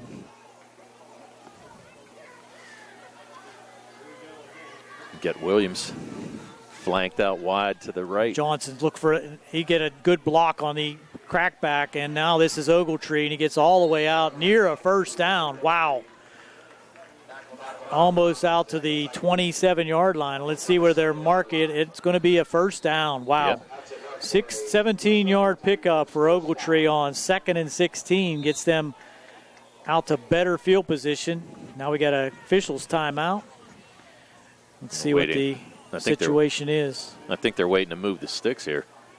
Somebody's down. There's an injury.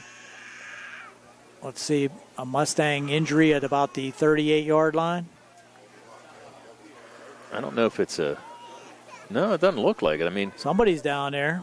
Can we get a camera on that, Jer? Oh, that's a Titan. I was going to say. Number 52.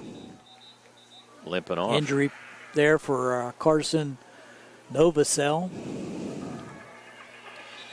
Limps off, and the Mustangs will have to come back out here on defense now, facing a 1st and 10 at the 27-yard line, 28-yard line.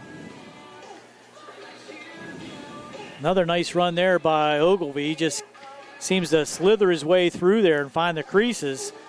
But huge block on the down block there by Johnson from his tight end position. Really cleared the way that time. 22 carries for 128 yards for him on the night. Wow. 1 touchdown. He's their workhorse, no doubt about it. Very talented athlete. It's just kind of amazing that they haven't scored between the first 2 games. Now we got McMillan trying to get around the outside. He's going to be tracked down in the backfield. Got him in way back at about the 13-yard line, but they're going to give him progress to the 19. It's like Jaden Pratt got him that time on the broken play. I think that was supposed to be a handoff inside of Williams, but without being a clean handoff, McMillan chose to keep it, and Pratt just very smartly continued his penetration to get the sack back at the 20-yard line. Pratt did a nice job staying home right there. the fake to Williams. And you're right. I think the reason that McMillan kept it because it wasn't clean. But Pratt doing a nice job defensively for the Mustangs. A big loss. Let's see if the Mustangs can take advantage this time on the long sticks as West Mifflin will call a timeout. Yeah, they had to. The play clock was down to 2. Wow. So there's a timeout on the field with the Mustangs on top, 20-14, 2:31 to go here in the third. We'll step aside here on the South Union Township Sports Network. Creditors calling you day and night? Your debt overwhelms you? Although you may feel that you're in a hopeless situation, Zebley, Mahalev & White can help. We're a full-service local bankruptcy firm that knows what a difficult time this is and what to do to help you get a fresh start. Call Zebley, Mahalev & White today for a free consultation. Your hometown bankruptcy firm. Call us today. Don't borrow more money until you talk to Zebley, Mahalev & White.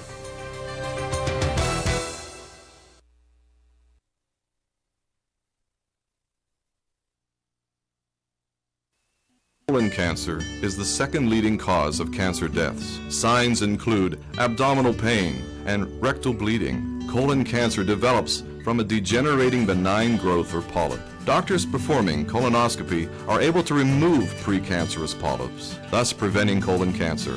This saves lives, and the American Cancer Society now recommends that everyone have a colonoscopy every 10 years, beginning at age 50.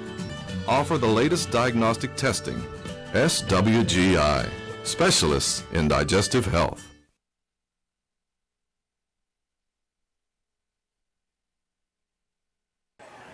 We're back after the timeout. 2nd down and 19 for West Mifflin after the huge loss. And now they're going to look deep. He has a man open, and it's going to be caught. Wow. Spencer. That's going to go the distance, down the middle. Simple post pattern by Andre Spencer. Down the middle. Beat Kiss that time, and the injury to Kiss might have been a factor there as he seems to be a little bit slow. But that was a huge play for 81. 80 yards. McMillan to Spencer, 80 yards for the touchdown. Wow. Yeah, that's big. Now an all-important extra point to give West Mifflin the lead.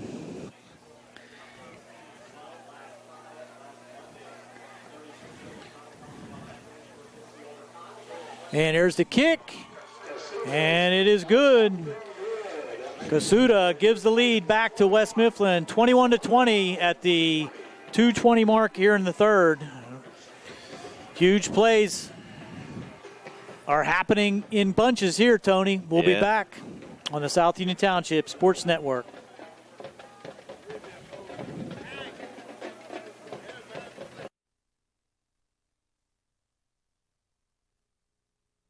Personal injury can come in many forms. No matter what your injury, the attorneys at Davis & Davis will personally meet with you to discuss your case, just like we have over the last 40 years. Trust your case to a local, experienced legal team. Trust Davis & Davis.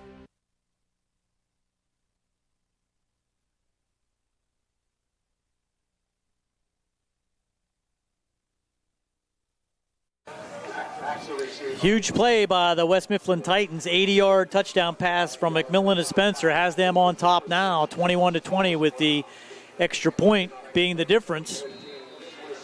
Yeah. Teeing it up now, Kasuda looking to kick it deep. Gallagher, Lucas, and Thomas. That's a huge kick. Wow. Into the end zone almost on a fly as Kasuda, all fired up, kicks it deep, and that's going to be an automatic touchback, bring the ball out to the 20. Yeah, that last drive, Gary, for West Mifflin. 5 plays, went 83 yards, 2 minutes and 12 seconds off the clock. We used to call those in college, Tony, non-returnables, beer cans. Yes. That would be correct. Yeah, we've seen some of those in our time. Non-returnable kicks. That's right. Yes. For our listening audience. Mustangs come out strong formation to both sides. Chambers with a sidecar to his left. Back goes Chambers, looking. Now he gets it out here to the side and tried to jump and make the play intended out there for Yurch. Is that Burchek? Burchek, yeah. A little high for Burchek. Could not pull it down around the 36-yard line. He was open. He was open. He was behind the defender as well. Nice little scheme by the Mustangs. They're running a couple receivers deep and then just running Burchek and a couple backs underneath. And it's, those are good for like 20, 25 yards. Exactly right. If he'd have caught that would have been about a 17-yard gain. 2nd and 10. Clock stopped after the incomplete pass. Here's Chambers over the middle. Right in the hands of Rodney Gallagher, in and out of his hands. He was wide open, could not pull it in, just started to run before he had it. He did. He was behind everybody. Happens to the best of them. Yeah, it does. The sophomore still having a good night, Gary. 5 catches, 118 yards, and 2 touchdowns. And don't be surprised if Chambers goes right back to him here. That was one of Chambers' better passes. Yes, Threaded it was. the needle. He's got a nice arm. 3rd and 10. Clock stopped again now with 2:08 to go here in the third. Back goes Chambers, looking. Now he's going to tuck it and bring it up, and he's going to be dropped for a loss. That's going to be a sack back to the 19-yard line, and the Mustangs will be 3 and out here. Not what they were looking for here as the clock winds down in the third quarter at 1:50 to go. Yeah, you're going to need a good punt here by Radcliffe. Spencer back again. He showed his speed on that 81-yard touchdown catch. Man. We also saw him with a nice, 40-yard return on a kick earlier, too. Should result in pretty good field position for the Titans. Off the side of his foot, and that's going to be out of bounds. Well, there's a roll, good roll for the Mustangs, but still a very short kick down at the 38-yard line. That's going to be about a 18-yard kick. Right. Just got off the side of his foot there, and West Mifflin will take over 1st and 10 in Mustang territory. Yeah, just need another one of those turnovers here, Tone. Yeah, no kidding. Going to have to look for another strip or maybe another interception. Going to place it at the 38-yard line. So now West Mifflin with a little momentum too, Gary. That's for sure. And Ogletree not in there. Looks like number 33 to the right of McMillan. That's Rose. And they're going to fake it to him and try to go deep again. And he's open. It's going to be picked off by Burchek. Great interception. And he's going to be tackled at about the 25-yard line, make it the 22-yard line. And we got an injury back here at about the 10. Writhing back there for the Titans looks like number 10. Again, that's Spencer, but Burchek with a great interception and took it back to the 22-yard line. There's a flag on the play, too. I think there may be a little unsportsmanlike afterwards. Hopefully it's not on the Mustangs, though. Well, I think it's picked up. Oh, they're going to call a hold? Holding on the return, so that's going to push it back half the distance to the goal. So the field position that was gained by the interception is negated by the hold after the interception. So gets it back to the 12-yard line. And Spencer is really having trouble there, and we'll take a injury timeout. Tony Anula along with Gary Frankhauser. You're watching the South Union Township Sports Network.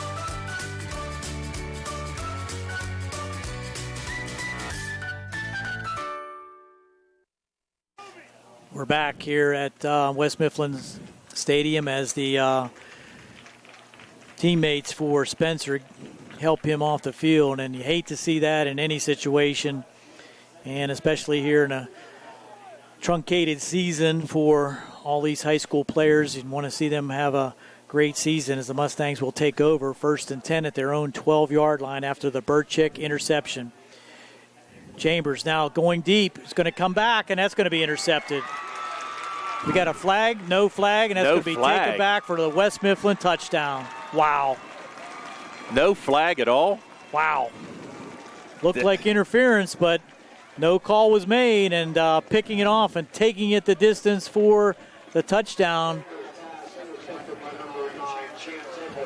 Chance Edwards with the interception returns it for the pick six, so back-to-back interceptions. 54 seconds to go here now. West Mifflin extends their lead out now to 27-20 with the kick to come. Chambers kind of floated that one, but there was a lot of contact down the field as it looked like Pratt was trying to come back for the ball, and he was prevented from that, but I guess the call was everyone has to have their position, and that's the kick is no good. So that's similar to the Mustangs. So they now only trail by 7, 27-20. That's a big play, miss of that extra point as the Mustangs now trail 27-20. 54 seconds to go here in the third.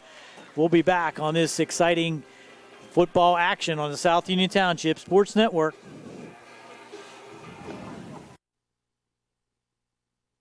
At what point did everything change? When did service get taken out of service industries? It's too bad, because people are busy these days. At life, at work, at play. When it comes to your hard-earned money, you want service. Real service. From a person you know and a face you trust. At a bank where changing with the times doesn't mean leaving people behind.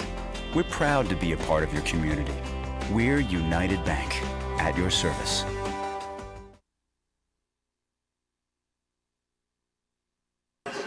Back we come with the West Mifflin Titans now with a 7-point lead on the pick six. And Tony, we saw some interference there, but it wasn't called. Yeah, I thought the defender basically ran Pratt off the ball, and then Edwards stepped in and returned it 38 yards for the touchdown, but I don't think they ever gave Pratt a chance to come back towards it.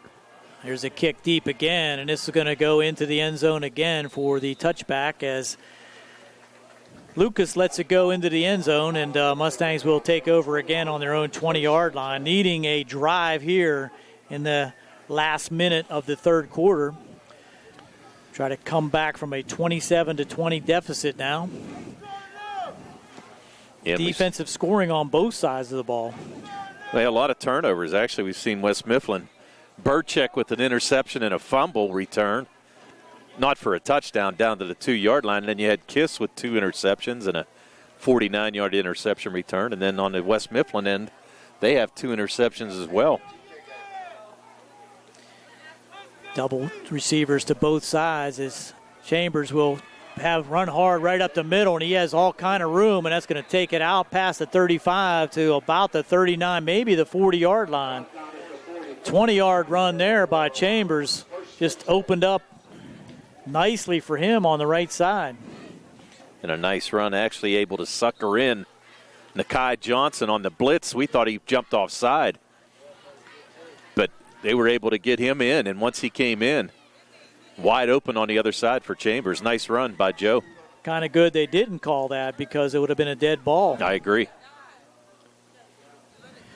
Now, hand off to the right side. This is Thomas, and he's going to get a nice gain on first down out past the 45. I think he's going to about a 7-yard gain, maybe? 7 yards, yeah. It depends on where they mark it. Looks like a flag thrown again. I was looking at that. I didn't know if they threw a marker or if it was. Did he? There's a flag. Let's see what the call is. Might be an illegal block by the Mustang. Personal foul. Wow. That's a 15-yard penalty for a personal foul against the Titans. So Thomas going to pick up 7, and then it's going to be 15 on top. 22-yard gain.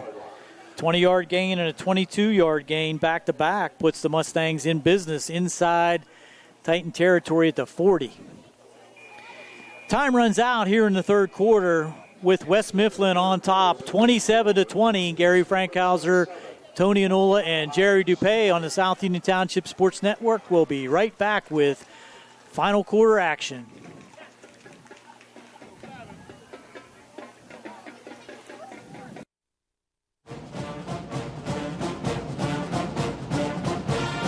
Smith, Lewis & Chess, Financial Services in Uniontown. We'd like to wish the Laurel Highlands football team and their coaches on having a successful football season.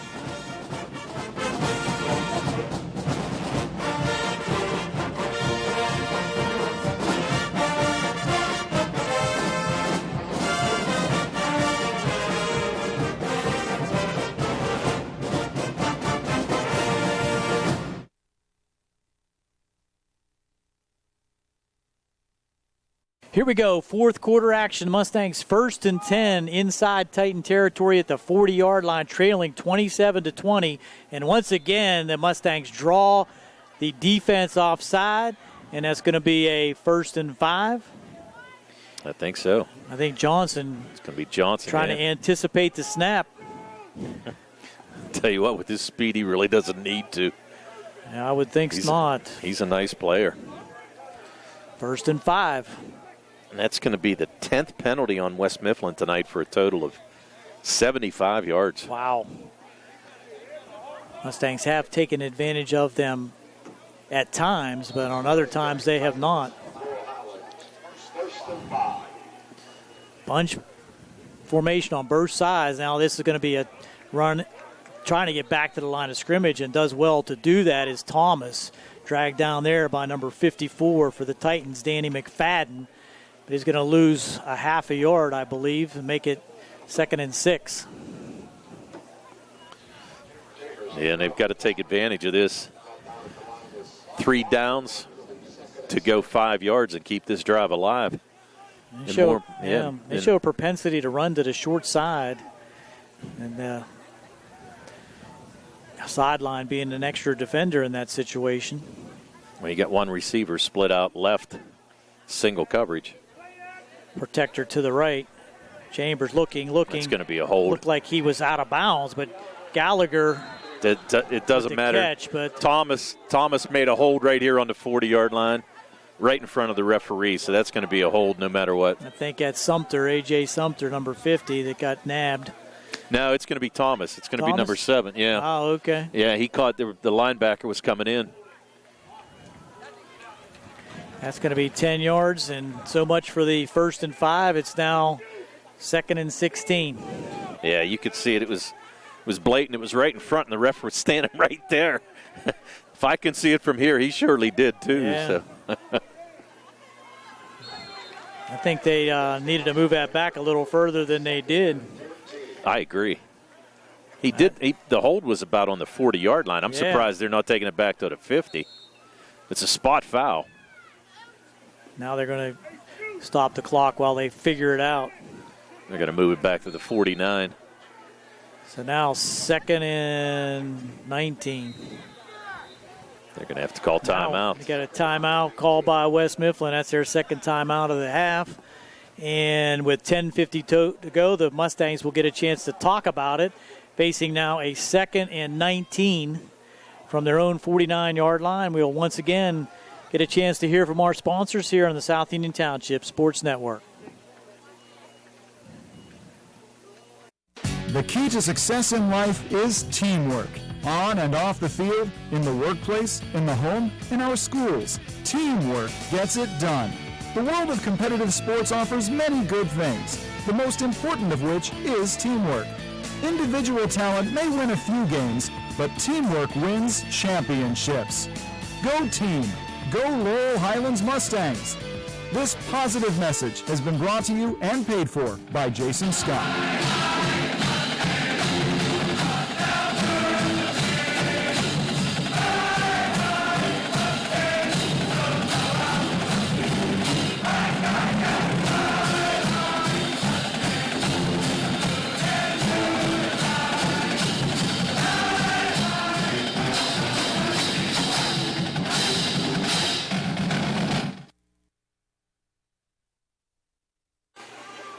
Here we go. Mustangs push back to the 49-yard line. 2nd down and 19 to go. West Mifflin, the beneficiary of the holding call on 2nd down.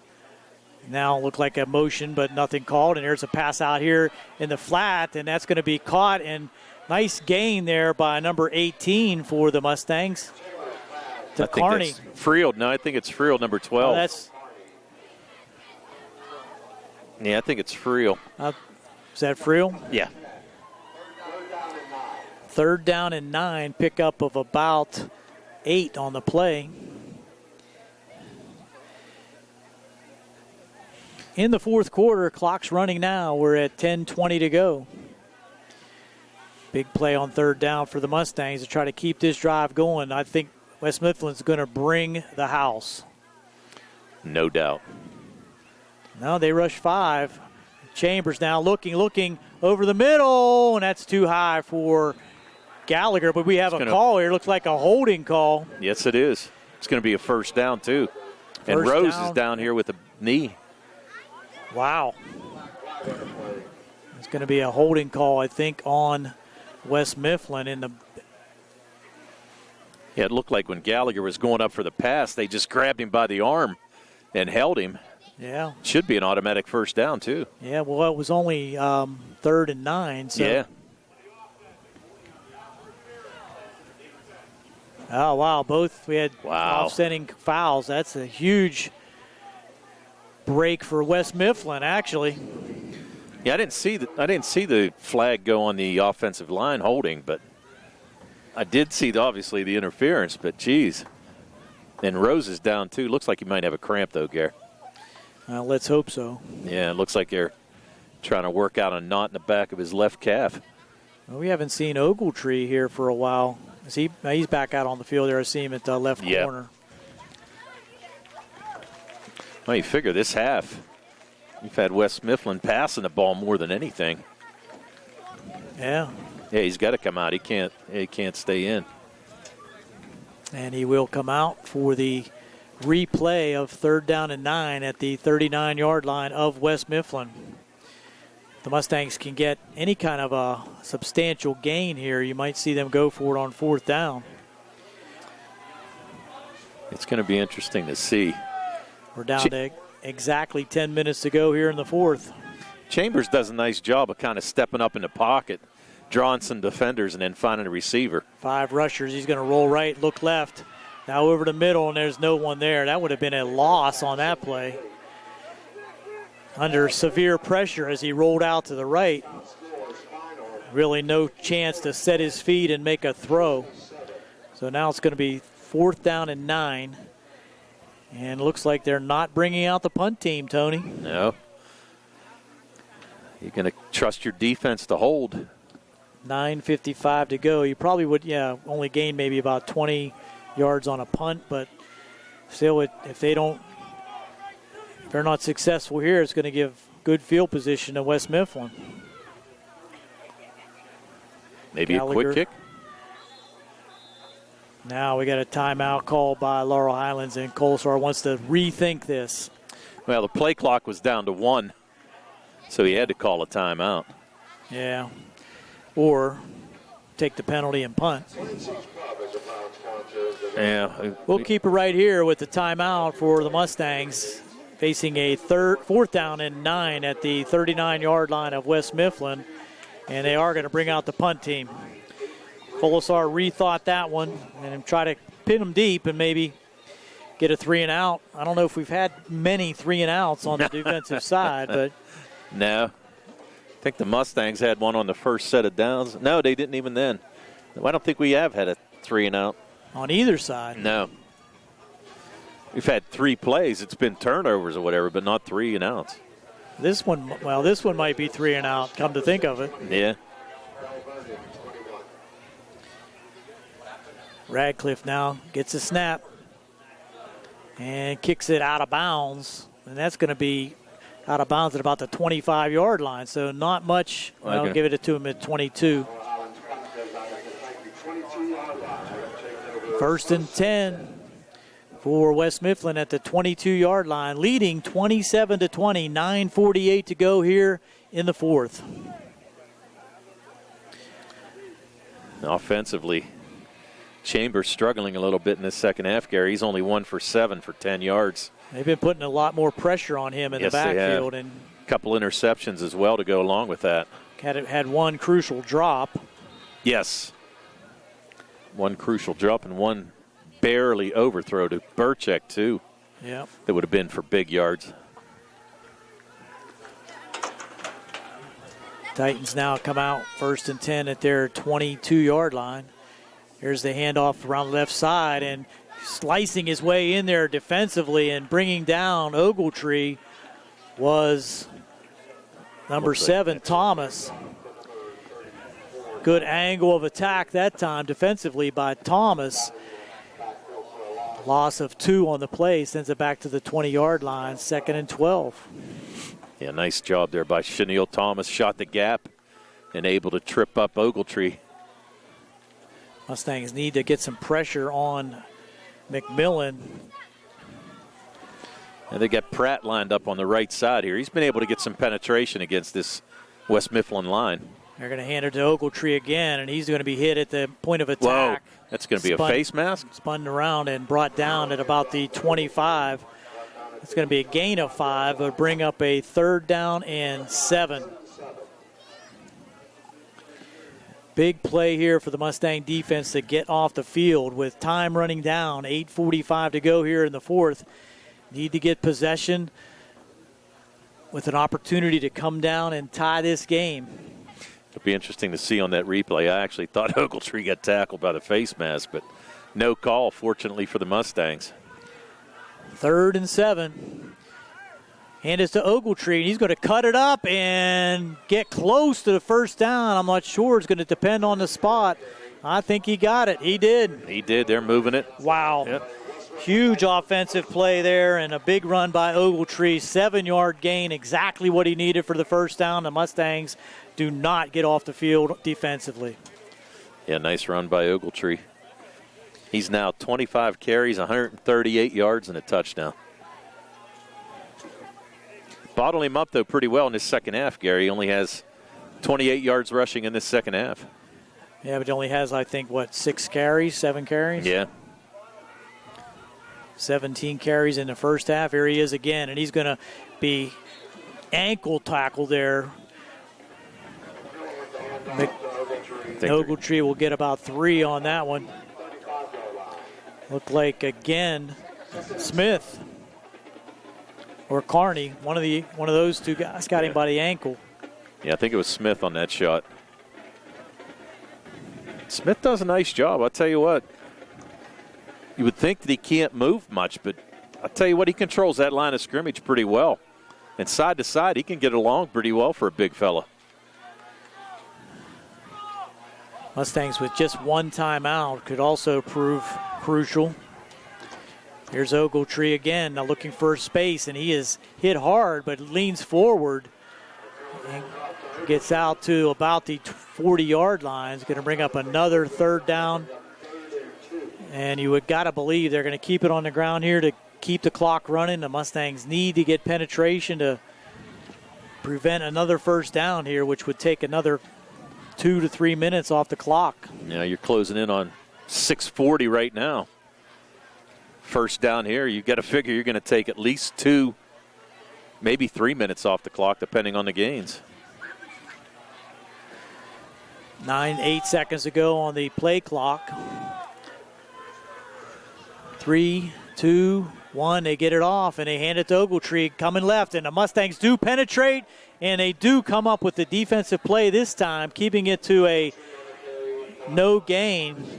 Bottom of that pile is number 59 for the Mustangs, and that is Max Rockwell with the big tackle.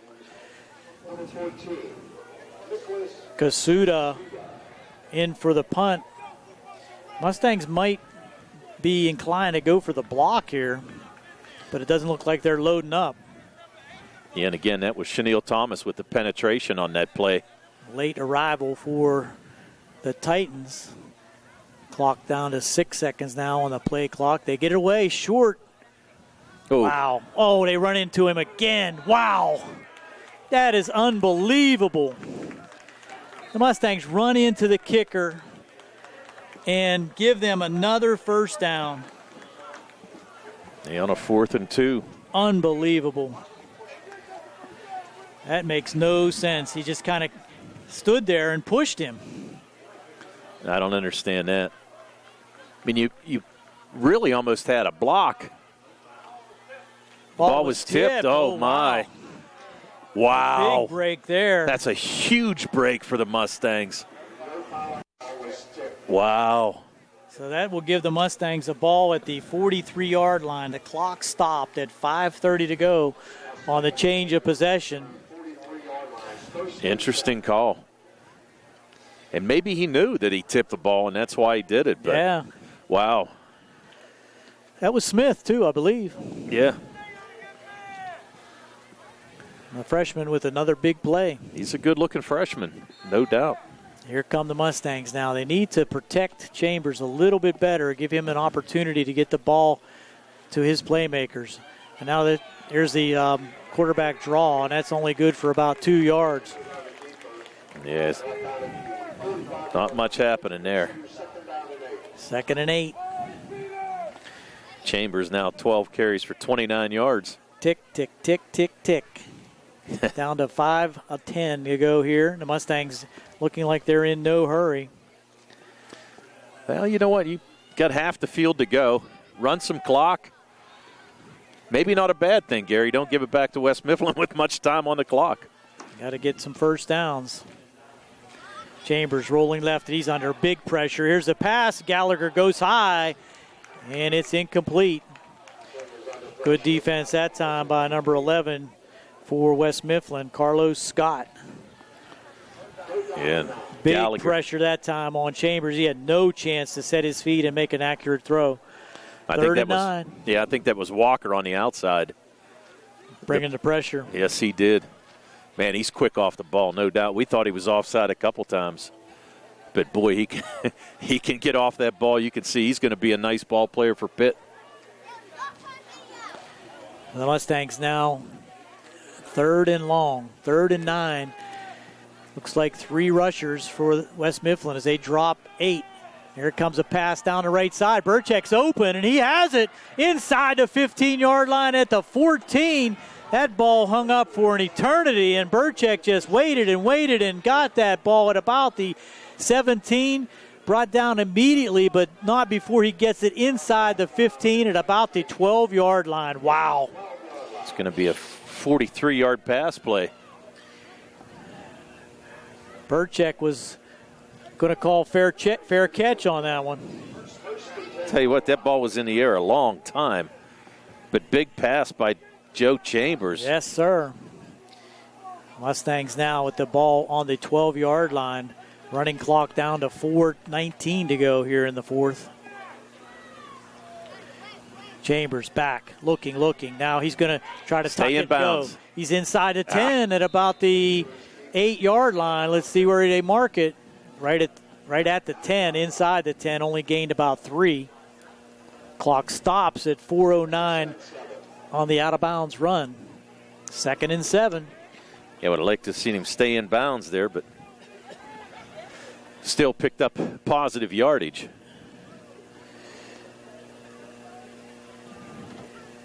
Field really shrinks down here inside the 10-yard line. Mustangs bunch it up on both sides. In the slot left is Gallagher. In the slot right. Now on the right side. Running room along the right side. And let's see who that is. Is that Thomas? That's Thomas. And gets it inside the 5 to about the 4. More importantly, he stayed in bounds. Mustangs can get a first down at the 2.5-yard line. I'm going to give Thomas, 7 there, Gary? Yeah, gain of 7.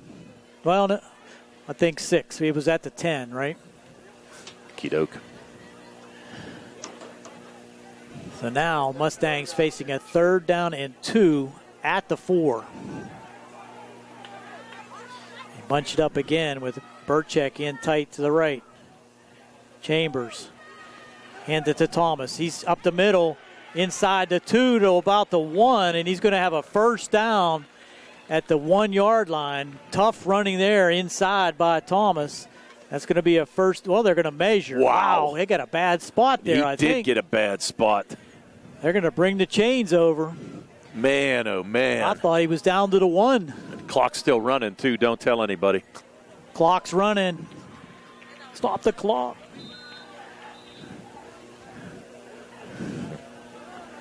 Yeah. Clock ran for a good 20 seconds. I was going to say, when I looked at the clock, it was 3:12. So I'm not saying anything if you don't. No. But I'm going to tell you what. Question here, I'm kind of getting ahead of myself here. We need a first down, but if the Mustangs score, do they go for 2? No. On the road, you don't. I would say no, and he got a bad spot. He didn't make it. Wow. An inch to go. Inch to go, and the Mustangs do not get under center for the quarterback sneak ever. Well, yeah, you know what? I'm going to tell you what. Watch this play. They ran this play last week against Ringgold. They're going to put Gallagher in motion. They're going to put Chambers in the too. They're going to put Chambers in the shotgun. They're going to put Gallagher in motion, and he's going to hurry up and run to center and sneak it himself. Mark my word. They ran it last week against Ringgold. They can do a snap under center. I don't think they. Oh, no. He did it last week against Ringgold. Watch. He's going to have Gallagher on this side, I would hope. No, they don't. There he is.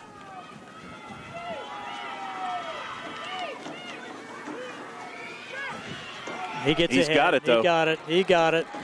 Good spot down to the 1-yard line. Yes, sir. That's going to be a 1st and goal. So Gallagher, good scouting report there, Mr. Hanula. Yeah, we saw it last week, and it worked like a charm. And actually, we were surprised last week because they ran that play at midfield. Wow. Yeah. Just came down and just went right under center, snapped it right to him, and, caught the defense off guard. And I think if they would have done it here, it would have probably been the same effect. Yeah, I think it would have got in. We can do the same thing here. That's okay. Keep the clock running. Let's keep on going. Now, sends him in motion again. He does not stop behind the center this time. What's the call? They're going to call timeout. Delay a game. Watch this. No, they didn't reset the clock. Didn't reset it. There's no penalty. You would hope not. Oh, no. Oh, my. False start on the Mustangs. Takes it back outside the 5-yard line. Now it's 1st and goal from the 6. I didn't see anybody move. I did not either. Wow. Huge penalty. We're going to need to talk to our buddy Billy Beaner later on, huh? Yeah. 1st and goal from the 6. They're going to wide run, and there's nowhere to go. But he's going to get out there. Cuts it up. Now we have a penalty. Another penalty flag thrown. Wow. Well, you know you're going to have a hold there. That's going to make it 1st and goal from the 16 now. It's going to be a spot foul. Yeah, spot foul, so they'll probably take it down to about the 12.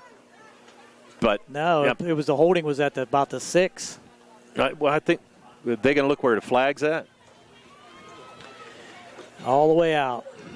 Yeah, they're going to bring it back to the 13. Thomas gets the call for a hold. Wow. Yeah, they kind of double teamed. It looked like, I want to say that that was Walker. I'm sorry, Johnson on the side and trying to bottle things up, and I think they held him. 1st and goal at the 13. Gives them more room to work with. Eternally optimistic. I have to be. 2:09 to go. He's tipped off the defender, almost pulled in by Gallagher in the back of the end zone.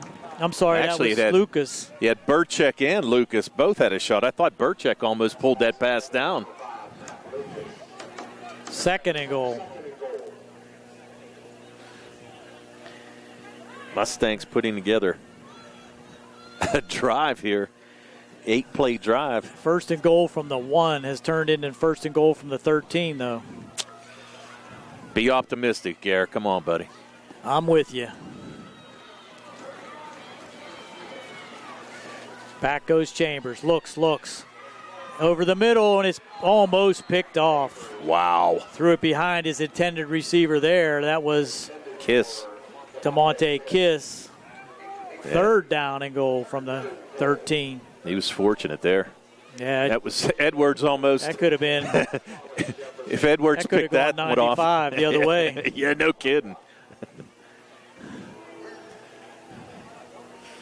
Yeah, he'd had another touchdown return there because he had smooth sailing on this side of the field. There was nobody around him. Mustangs have to do something a little quicker. This 3rd and 13, they're taking too much opportunity for the pressure to get to Chambers. Yeah, well, they're going to have to call a timeout, too. And that's their last timeout. Yep. So the Mustangs call timeout. Crucial play, 3rd and goal from the 13. We'll be right back with the Mustangs trailing 27-20, minute 57 to go here on the South Union Township Sports Network. Creditors calling you day and night? Your debt overwhelms you? Although you may feel that you're in a hopeless situation, Zebley, Mahalev & White can help. We're a full-service local bankruptcy firm that knows what a difficult time this is and what to do to help you get a fresh start. Call Zebley, Mahalev & White today for a free consultation. You're a hometown bankruptcy firm. Call us today. Don't borrow more money until you talk to Zebley, Mahalev & White.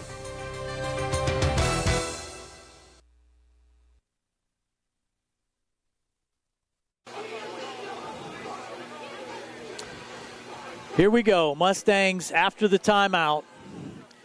Looking at a 3rd and goal from the 13-yard line. Quickly they come out with 3 receivers to the near side, wide side of the field. Chambers looking, throws a fade pattern, up and going for it. No, unable to make the catch in the end zone was Gallagher. Tried to out-jump the defenders, couldn't do it. It's going to be 4th and goal. Here's your ball game. There was 3 defenders at least on him out there.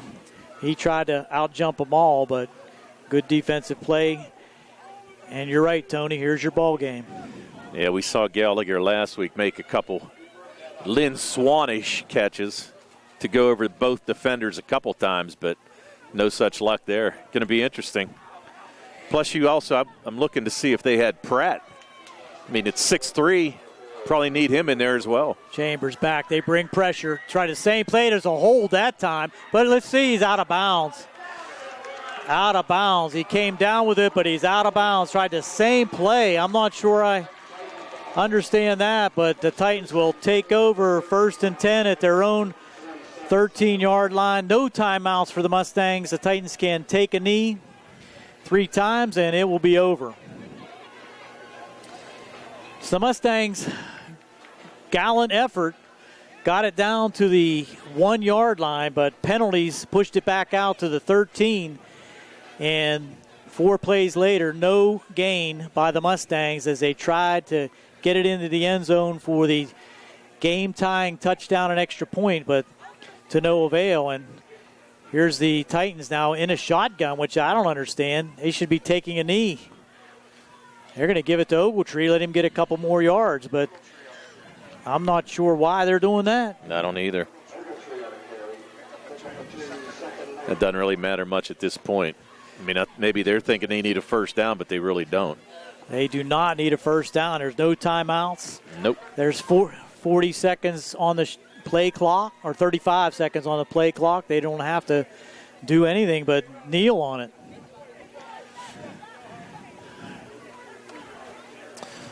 Yeah. The Mustangs with a great effort here now tonight. They're going to go into the victory formation. And they're going to take a knee with 1 minute to go.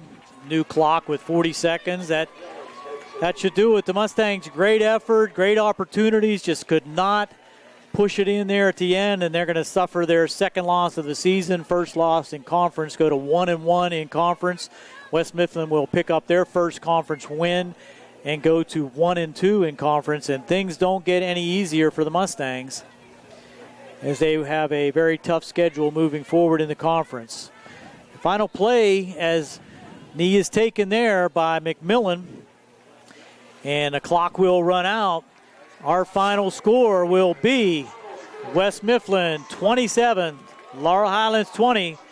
We'll be back to wrap things up here on the South Union Township Sports Network.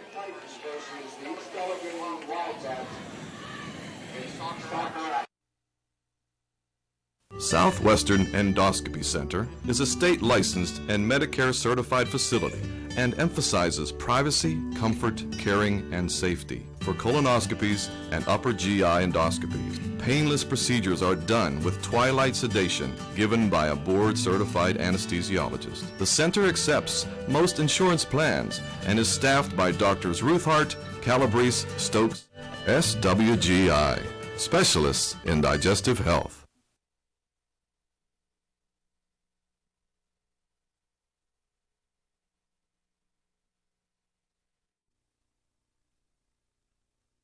If you've been injured on the job, you'll want a local attorney you can trust. The attorneys at Davis & Davis live and work right here, representing injured workers for over 40 years. Trust your case to a local, experienced legal team. Trust Davis & Davis.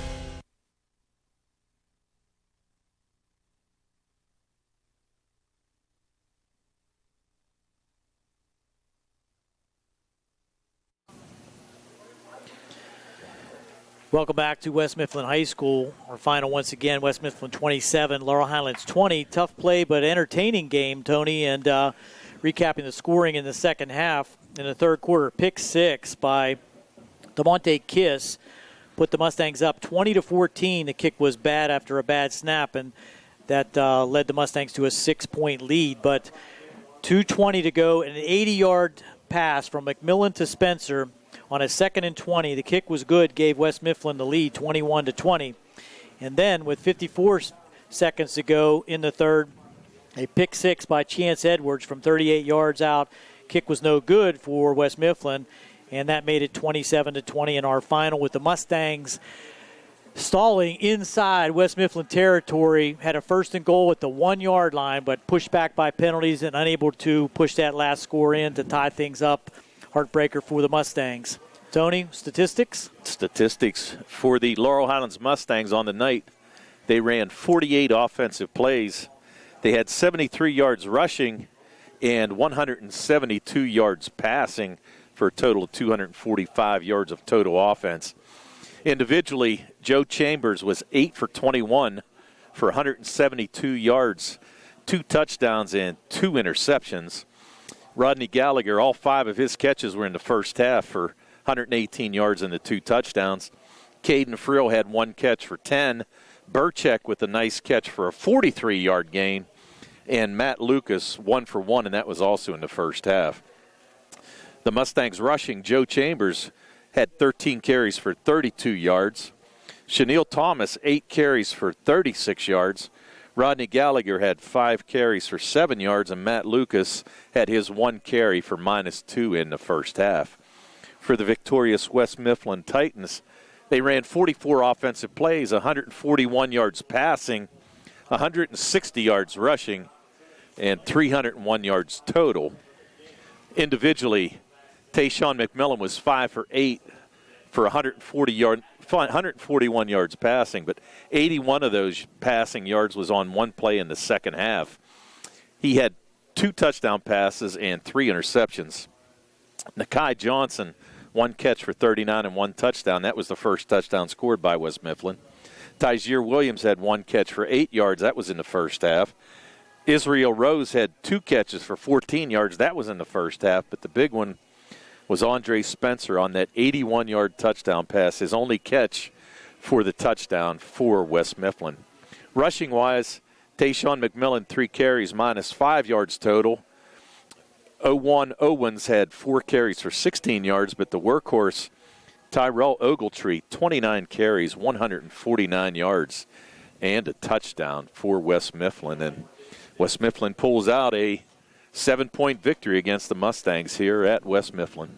Mustangs had their chances here tonight, Tony, and a couple bad penalties on one in the first half, running into the kicker, giving up a long kickoff return and play to end the first half, and those penalties down deep when the Mustangs had the opportunity to tie things up, were crucial in the decision of this contest. 27-20, scoring by quarters. Laurel Highlands 0 in the first, 14 in the second, 6 in the third, 0 in the fourth for their 20.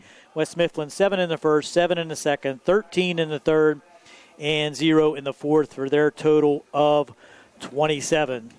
So that'll wrap things up here from West Mifflin High School. Tonight's game was brought to you as a joint cooperative venture featuring Township Supervisors Bob Schiffmeyer, Rick Vernon, and Jason Scott, Atlantic Broadband Cable, Armstrong Cable, everyone at CUTV, and Gary Smith with his staff. This has been Gary Frankhauser and Tony Anola, Jerry DuPay on the camera.